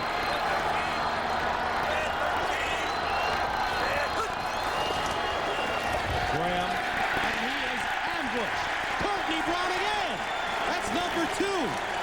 So the rookie first-round pick has broken out. Courtney Brown now with 2 sacks. Watch Courtney Brown, bull rush, just coming out of the gate. Marvell Smith, bang. You talk about quickness. That's happening right now. Rookie versus rookie out there. Courtney Brown versus Marvell Smith. Marvell's doing a pretty darn good job today, but 2 sacks for the #1 pick in the draft. You won't have to answer that question anymore. He had 13.5 last year as a senior at Penn State. 3rd and 14, a loss of 6 on the last play. Graham out of the shotgun, lines up, and almost picked off. Percy Ellsworth just couldn't hold on. So the Browns defense tightening up. Wow, Percy Ellsworth, that's like a fair catch. That's a gimme. That's as easy as you get in the National Football League for an interception. Ouch. Now, Gus, you think they're going to go after Josh Miller? Let's see. That's something interesting to pay attention to. I've never been so anxious for punts in my life. Miller gets it away, end over end, and it deadens inside the 5. And no, they didn't go after Josh Miller. And don't forget, coming up next, Evander Holyfield goes for his 4th heavyweight title when he battles Sean Ruiz in a controversial bout for the WBA championship. That's after football. Cleveland Browns Stadium, capacity 73,200 and change. Sellout crowd today. Browns looking for their first home win since 1995. As a matter of fact, it was December 16th, 1995, and they defeated the Cincinnati Bengals 26-10.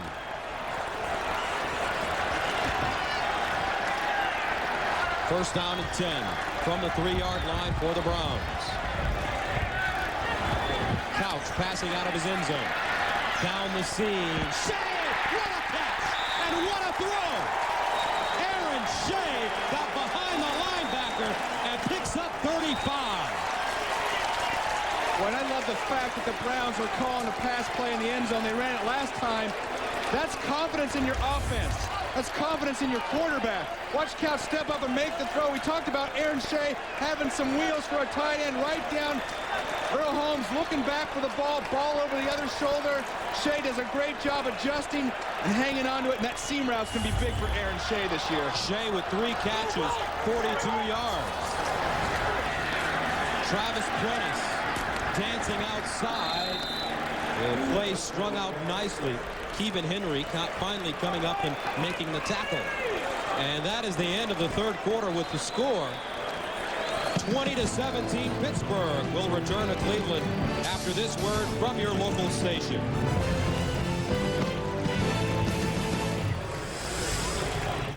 Kentucky in their taunting quarterback. With 10 points in the second quarter and 10 points in the third quarter, and the Steelers have a 20-17 lead. However, Cleveland with the football, second down and 12 from their own 37. Couch to the sideline. Shea gets out of bounds. Scott Shields dragging him out of bounds, but this Aaron Shea, he has some baby soft hands and some really quick feet. Yeah, I really like him. You know, Gus, it's so important to have a tight end that can stretch the field and make safeties play honest. They can't double cover your wide receivers. Aaron Shea, the further this Brown team goes along this year, people are going to be aware of him. They're going to stop shooting on Kevin Johnson. There's only a few tight ends that can have the speed to get down the field. Ricky Dudley, Shannon Sharp, Aaron Shea. Drafted in the 4th round out of Michigan. That's a steal right there. Third down and 11. Steelers showing blitz. Now they back off. Couch to the sideline. He has a man. Hands down at the 25. Patton again. And where did this guy come from? He gains 36. Who knew? And the Steelers knew. They said every time he's in the game, we're going to think he's getting the ball. We're going to be all over him. And I said last week he just ran by the Bengals defenders. They knew he was getting it. And he does the same thing again. And you got to credit Tim Couch is on the money today. You see the safety coming over. And what a throw by Couch. Patton hanging on to the ball. Nothing fancy. Just give me some speed. David Patton, 3 catches, 81 yards. Had 3 catches, 95 yards last week. Here's Travis Prentice trying to get outside. And he is drilled at the 23-yard line. But prior to that, last year for the New York Giants, Patton had 9 catches for 115 yards the entire season. He comes to Cleveland, and all of a sudden, he is their big, deep threat. And you're going to watch this play. Watch Aaron Shea here get down the middle and hold the safety. You're going to watch the tight end, and the safety's thinking tight end. He's too late getting back out to Patton. We were just talking about what does Aaron Shea provide by stretching the middle of the field. He holds the safety, allowing Tim Couch to make the big throw to Patton. Couch, quick striker there, this time Kevin Johnson. And he gets inside the 19-yard line. Dwayne Washington with the tackle. Coming into this season, David Patton in 97 had 13 catches. In 98, he had 11 catches. Last year, only 9, a career. 33 catches for David Patton, and in the first 2 games, he's got 6 catches. And he is piling up the yards. And the impressive thing about this Browns offense, they are spreading the ball. Fullbacks, wide receivers, tight ends, everybody's getting it. Play action, Couch rolling. He's got some room. And Couch out of bounds at the 14, make it the 15. He's close to a first down. Tim Couch gained weight during the offseason, went from 232 222 rather to 232. And little bootleg looking for the tight end coming across the middle.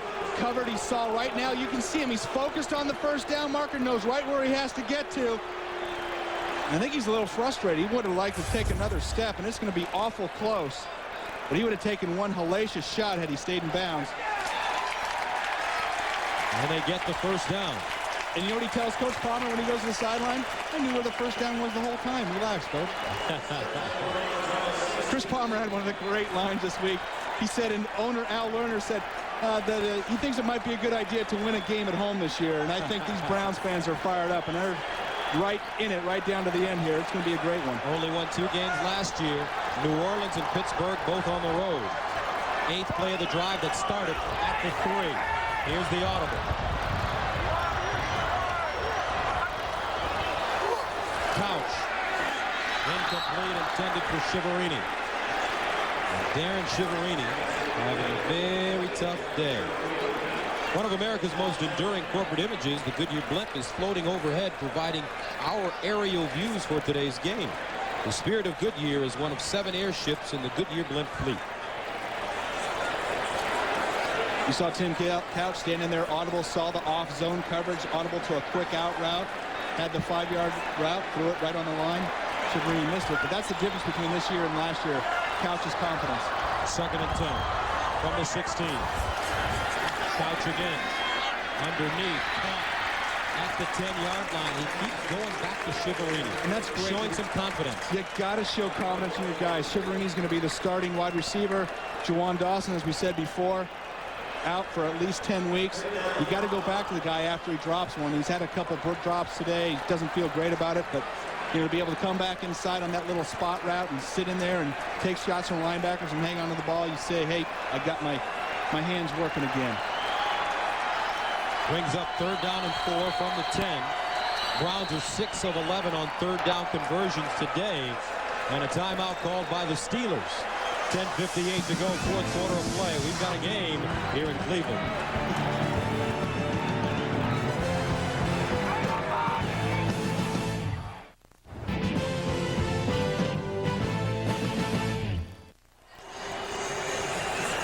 (2017) our score. 10:58 to go in the 4th quarter of play. Gus Johnson, Brent Jones with you from Cleveland Browns Stadium on Alumni Day. And the drive so far for the Browns, almost 5 minutes, 9 plays covering 87 yards. It started at the 3. 3rd down and 4, though, from the 10. Empty backfield. I got you. Couch, blocked. Loose ball, knocked away. Somebody in a black shirt got a hand on the ball.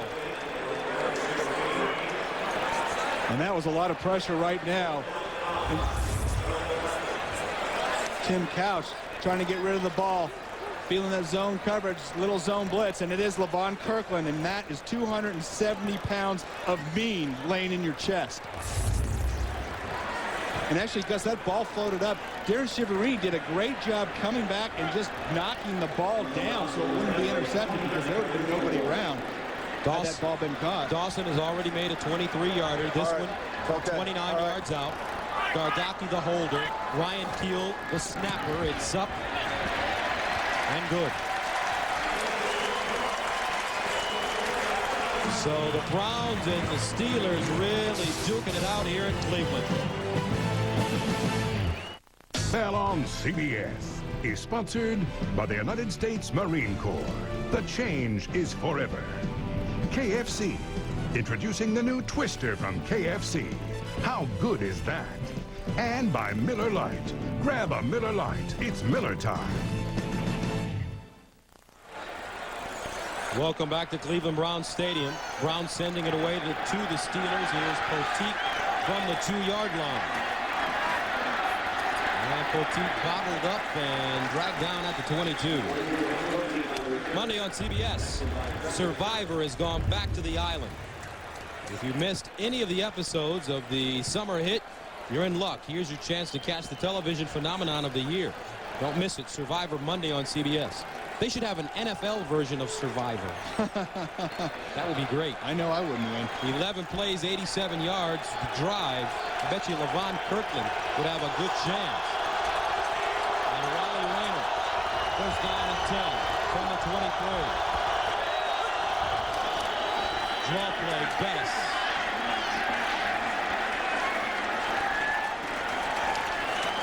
And Gus, we saw that Cleveland Browns drive, and what that says to me is this young team is growing up. They were backed up, down by 3 against a tough Pittsburgh defense, and they made some things happen. And this Cleveland Browns team, and I hate to say it, and it's not derogatory, but they would have never made that drive last year. Nor did they. 2nd and 7. On the 26. Here's Bettis again looking for daylight, finds it, and gets to the 31-yard line. So the Cleveland Browns, an expansion team, and in their second year, take a look at some of the expansion teams in the year after. Seattle and Tampa. Carolina 95 ended up 12-4. Jacksonville 95, 9-7.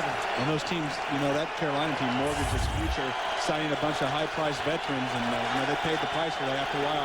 This Browns team building through the draft, got a lot of late-round steals, really adding to the core of this team. 3rd and 3. Here comes a blitz. Graham stands in strong, delivers. First down. This time it's Bobby Shaw with the catch, a gain of 9, and Shaw was plucked off the Seattle practice squad, and he has come up with some big grabs since coming to Pittsburgh. And watch Ken Graham stand in there, make the throw, stay in the pocket in the face of the blitz. Got his finger smashed in practice earlier this week. Watch him step up, step and throw. Actually, he had to use crazy glue to glue the end of his finger back on. It was rubbing up against the ball. He was having trouble throwing it. They glued his finger back down. Play action again. Graham steps up, throwing on the run, incomplete. Intended for Hines Ward. We're actually talking about it's his thumb, and he hit it on a helmet earlier this week in practice, and it is nasty. You see the spot right there. They had to actually crazy glue that thing. It was bleeding and all this, and they took the chunk of skin, crazy glued it right back down so it wouldn't rub and be bleeding all during the game. And I guess crazy glue works wonders. He also has 3 jammed fingers, aside from his thumb. 2nd down and 10 from the 39. Bettis down the sideline. And Bettis all the way to the 46. A gain of 15. Jerome Bettis having one of his better days today against the Browns. His passer rating's not all the way up there, but you see him making some big yards here. Watch Big 72, Wayne Gandy coming in, getting a block. Receivers getting a block downfield. 24 carries, 133 yards. This Cleveland defense is going to have to tighten up versus the bus if they want to pull this game out in the 4th quarter. 1st down and 10 from the 46. Here comes a blitz. Graham looking. It's incomplete. Plaxico Burress ran the deep post, and the ball was thrown to the sideline. How about Raheem Abdul and Wally Rayner? You talk about timing the snap. They come running up, and look at Wally Rayner. He almost took the snap. Jameer Miller getting in there too.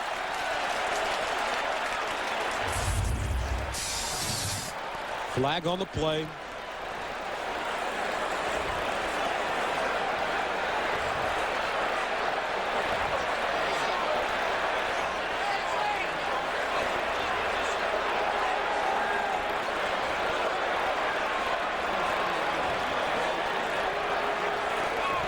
There is no foul on the play. There was a receiver in the area. I guess they were thinking about calling grounding under duress, under pressure, the quarterback throwing the ball away, but there was a receiver in the area. And the referees determined that was no grounding, no penalty. Makes it 2nd down and 10 from the 46-yard line. 8:07 to go. Our score tied at 20. Chris, Tuamatu Ma'afala in the backfield, number 45. Standing next to Graham out of the shotgun.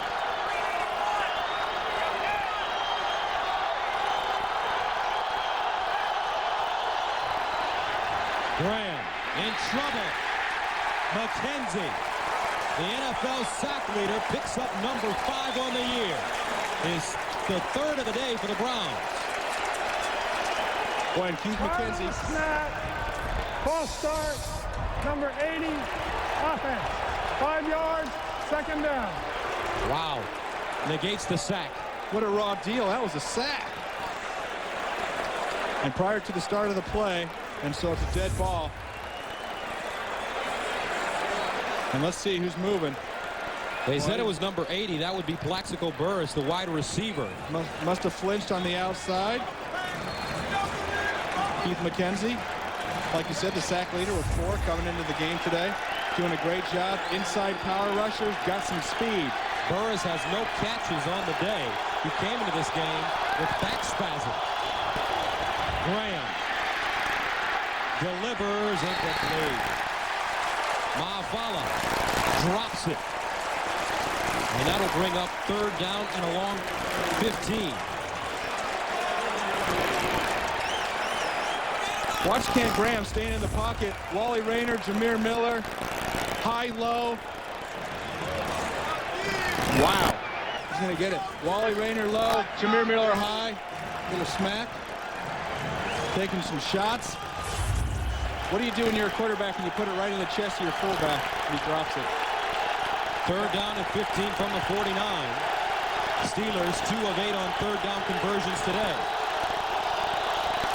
Graham gets it off. Caught. Burress. He did not have enough for the 1st down.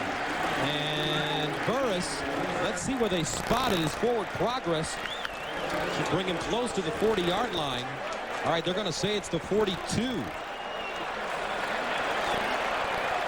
And Burress, and we've seen it a couple times today, young wide receivers not getting enough for the 1st down. And actually, after he catches the ball, he tries to make a move back, coming back and going inside. Watch him outside. Good job getting off the line. Lewis Sanders, tight coverage, comes across, comes back, and now he's trying to make something happen outside. Boy, you got to go up the field, stay going vertical. But boy, at least you got to come up with the yardage in the first place. Run that route an extra yard or 2 because you know you're going to have to come back to the ball, Gus.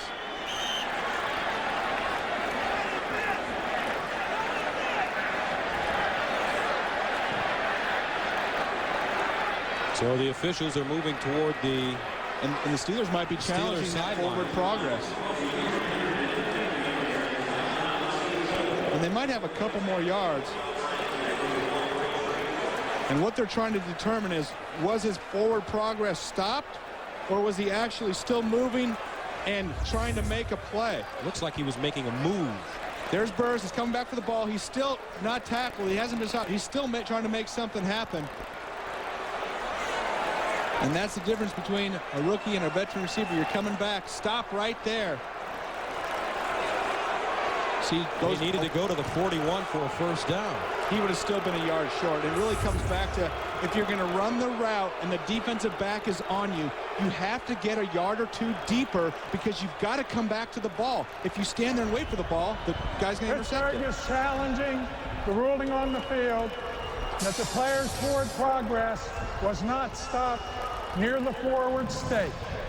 There's the yard marker. Okay, I'm going to draw this yard marker all the way across the field. Let's see if my drawing's any good. Now let's see. Well, the yard marker moves with our screen, and he isn't going to get there anyway.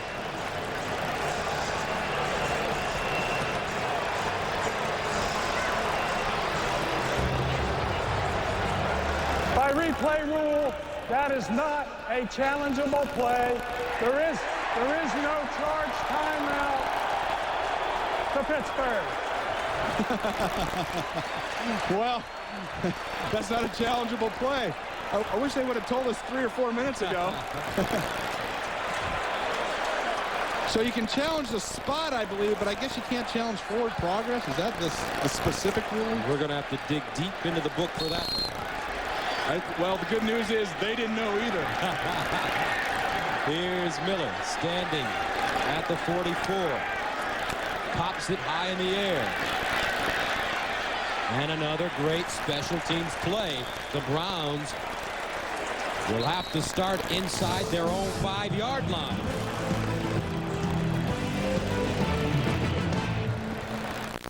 Great place. I like your neighborhood. Thanks.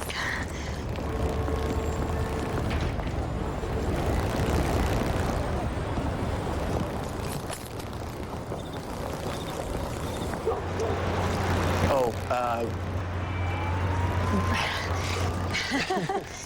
Sorry. Time to buy a Galant. 0 down, 0 interest, and 0 payments till May 2001 on any new Mitsubishi. Game tied at 26:57. Here's the official rule. You cannot challenge forward progress unless the sideline is involved. And I think you said that, Brent. I had it all except the sideline part. Eric Rett running the football. Coming up on the Subway postgame show, join Jim Nance, Mike Ditka, Jerry Glanville, and Craig James for all the scores and highlights in the latest NFL news. That's coming up on the Subway postgame show. Browns have been pinned at their own end zone for most of this second half. They started out in the last 3 possessions, and as a matter of fact, let's take a look. They've been on their own 5, their own 3, and now their own 4. Tim Couch steps up over the middle. And we've got a foot race. Johnson down the sideline, out of bounds. At the 13, a 76-yard reception. Kevin Johnson. Watch Kevin Johnson coming up. Swimming Dwayne Washington, zone coverage outside, getting by the safety. If you're a safety, you can't give up the inside. We knew it was just a matter of time before Kevin Johnson made a big play. Scott Shields. You can't let that wide receiver get inside you. Man, that was an open field. Woo. Browns on the Pittsburgh 13. Rhett breaks it back and is wrapped up and ridden down by Aaron Smith. And Scott Shields in the game in place of Lee Flowers, the regular safety. Flowers out because of a groin injury. Suffered in practice. Kevin Johnson coming up with the big play. And Scott Shields playing at free safety usually is a strong safety. And just that little bit moving from one side to the other can cause a little confusion back there. Second down, 9. Inside handoff.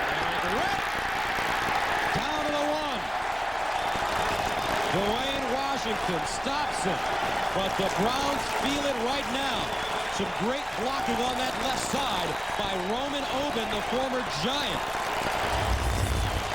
Let's see big number 72 coming upfield, getting in the face of a linebacker. Look at him shut that hole inside off. Allows Eric Rett to get on upfield. You think Eric Rett's talking out there, Gus? He is fired up. Big Roman Oben, another Giant player. We talked about this last week. This is Giants Midwest. First down and goal at the 2. Double tight end. Out of the eye. Second man through is Rett. And he goes nowhere. Gilden this time. Plugging the holes. Do you think the Browns are happy to have Roman Oben and David Patton coming over from the Giants? I think so. David Patton. Wow. How about Percy Ellsworth? No question. 3 of them. But David Patton, he's been unbelievable with this team. Especially in the last 2 games. How about a little play action right here? How about let one of the 2 tight ends get in the end zone? Well, you got 2. Number 83, Campbell, is at the bottom of your screen. Shea is at the top of your screen. Here's the pitch. Red again. Can't get in. And that'll make it 3rd down and goal. See, that's why I like play action on 2nd down. That's why I like it. because people don't know if you're going to run or pass. And then when it's third down and you're 3, 3.5, 4 yards away, they know, or they think they know, that you've got to throw the ball, so they're more prepared for it.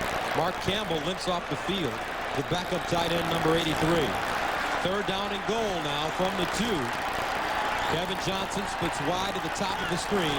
Shiverini in the slot. Patton at the bottom of your screen. Draw play. Brett can't get in. Timo von Oelhoffen with the tackle. Now they had run that play once before, middle of the field, got 7 or 8 yards off it. This time, watch the fake, doesn't fool anybody. Down the end zone, they're going to fake throw that quick pass. You see Tim Couch pump right there. Converged upon Eric Rett, Timo von Oelhoffen all over it, not going for the fake. And a timeout on the field. Back to Cleveland after this.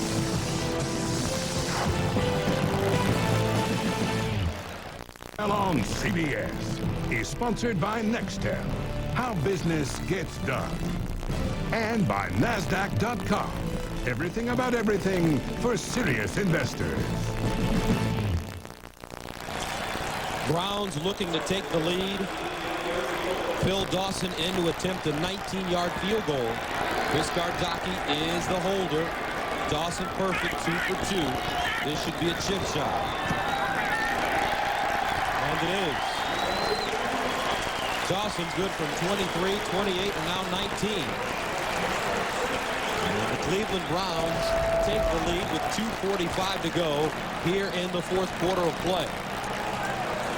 Tim Couch today, a career high 318 yards, and he's so efficient. 2 touchdowns, no interceptions. You know what stood out today about Tim Couch?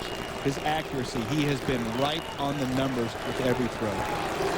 Tonight on CBS, if you want to know what's up with the beautiful people, read Liz Smith. If you want to know what's up with Liz Smith, watch tonight's 60 Minutes. Followed by a powerful touch by an angel. Then Julia Roberts stars in the CBS Sunday movie Something to Talk About. It's all tonight on CBS. A lot of time remaining in this football game. 2:45. The Browns can feel it. They can feel their first home win since 1995. They were shut out last year at home at the new Cleveland Browns Stadium. Not just shut out, they were decimated. Their stats after the game looked like a quarter, and you can't believe how far this team has come in 1 year. What a difference a year makes. 25 players from the original 53 remain, so a lot of free agents and rookies. From the 15-yard line, Poteet bounces it outside. Flag on the play, and Poteet ushered out of bounds at the 30. A return of 16 yards.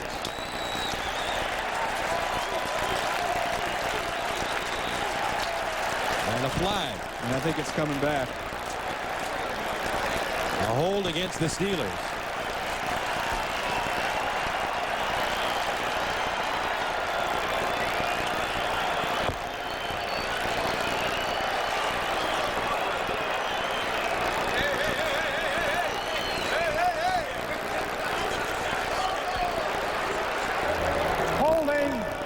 Number 83 during the return, 5-yard face mask foul on the tackling player.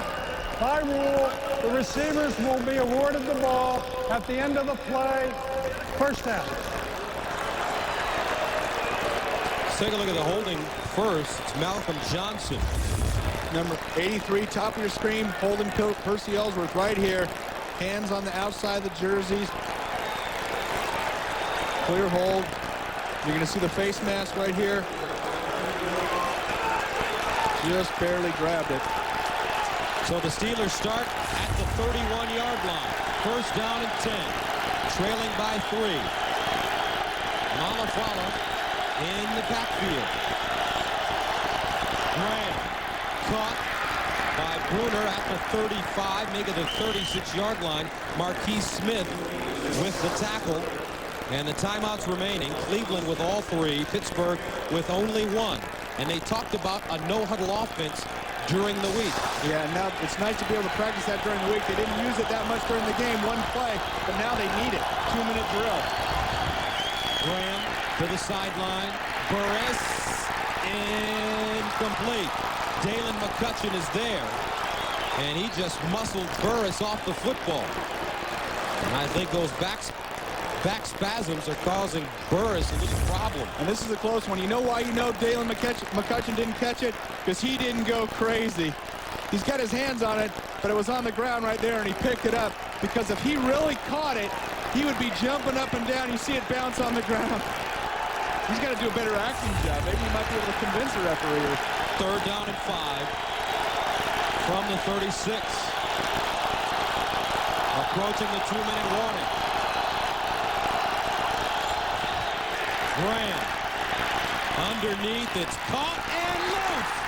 Picked up, and Hines Ward got it. But Bobby Shaw had the first down, but he couldn't hold on. And that brings us to the 2-minute warning.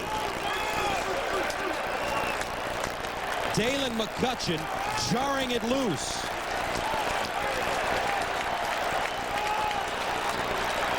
Back to Cleveland after this.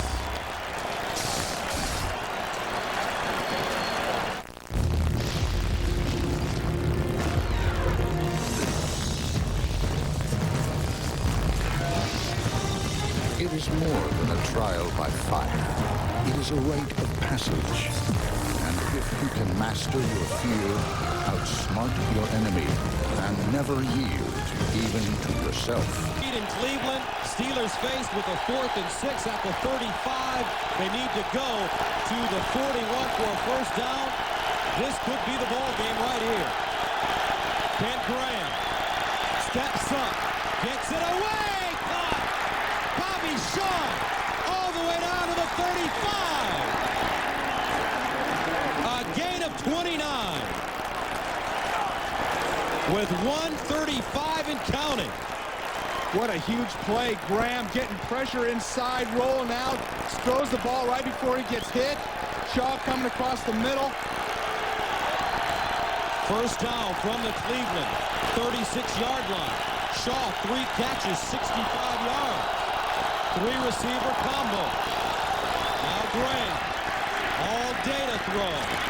Malafala falls inside the 30 to about the 27-yard line. Wally Rayner with the tackle. And we haven't seen Bettis. Chris Malafala. Gotta watch the going the distance. Gotta watch the clock management here. Let a lot of time go out, completing balls over the middle. They have 1 timeout left. The handoff. Malafala again running. Breaks it outside. 2 hands on the football. Down inside the 10. And he gets up and spikes it. A gain of 21. And they burn their last timeout.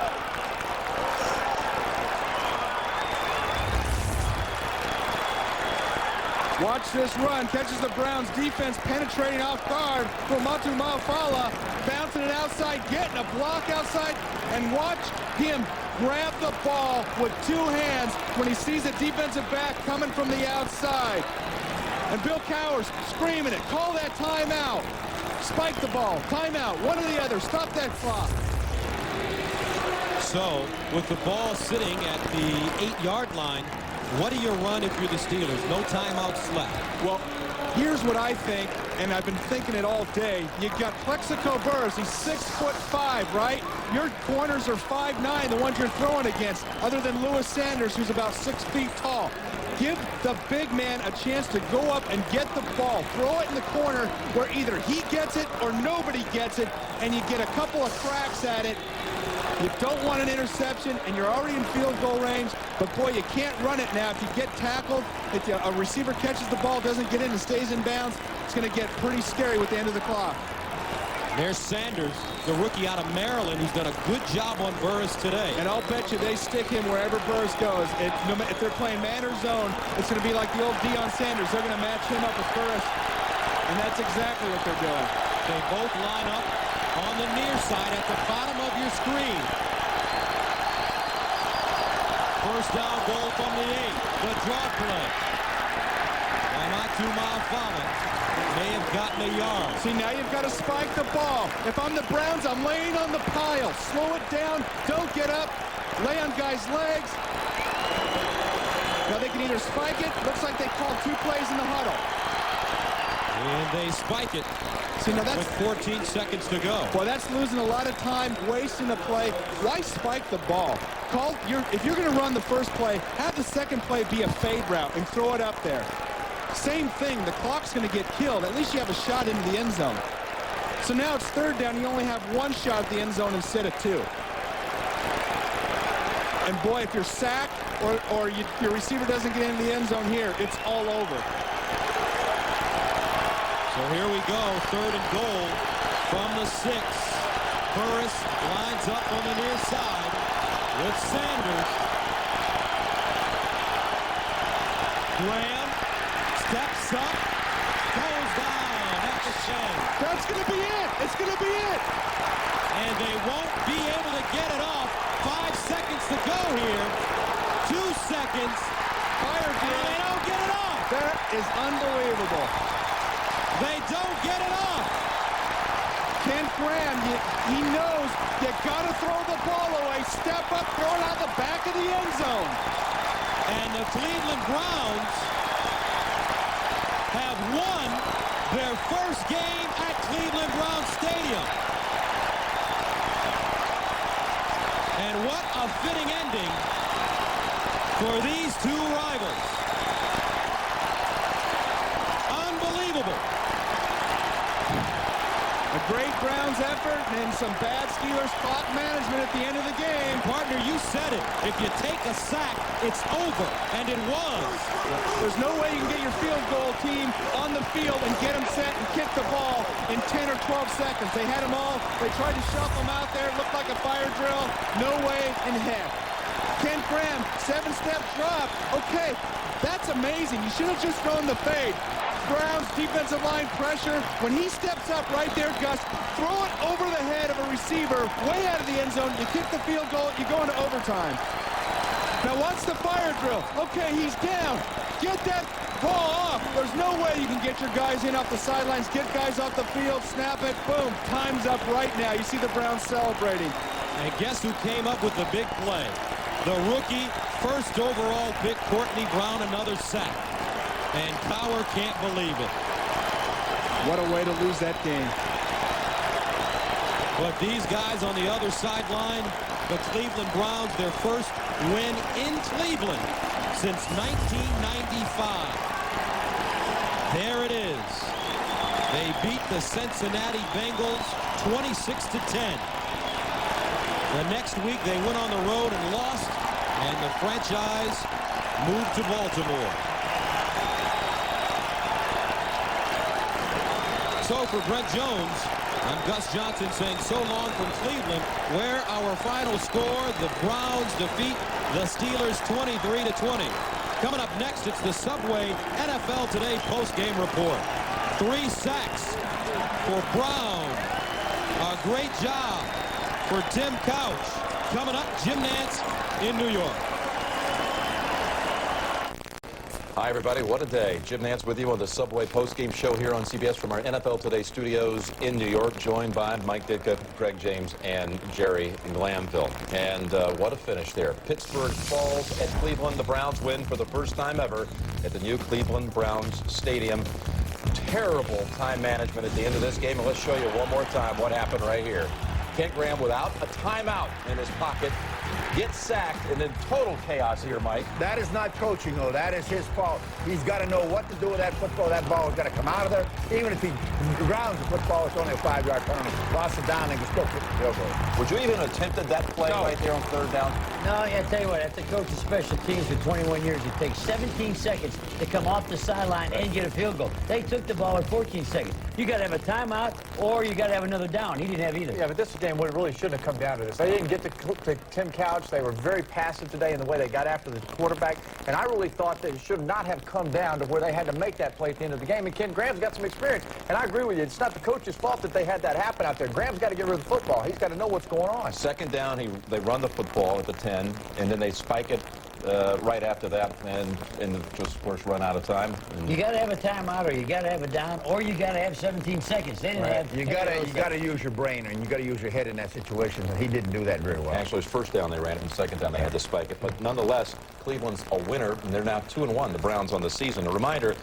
All right, again, the Browns. Can you believe they've matched their win total of a season ago? They've won for the first time in their new stadium, and the 23-20 victory. We're going to go back out now to Cleveland and join our Gus Johnson, who had the great call today. Tim Couch, what an amazing win, a controversial win, but the Browns finally get one at home. I'll tell you what, it's a great feeling to give these fans a win at home. They deserve it. They're the best fans in the league, and you know, I think we're a team on the rise. Tim, huge pass play to Kevin Johnson there on that last drive. Right. You saw Scott Shields over at safety position. Did you have something special planned for him on that matchup? Well, I was reading the front side of the field first on the dig routes, and you know, the safety bit down strong side. I had a post coming over the top of it, so I read the safety on my dig, and I came to my third read, which was Kevin, and he was there for me and made a great play. Well, you've been hitting those third reads all year, been putting the ball right on the numbers. Congratulations. Thank you, guys. I appreciate it. All right, Tim Couch. Great performance today, and congratulations on the first home win here at Cleveland Browns Stadium. Thank you. I appreciate it. It's a great win for us.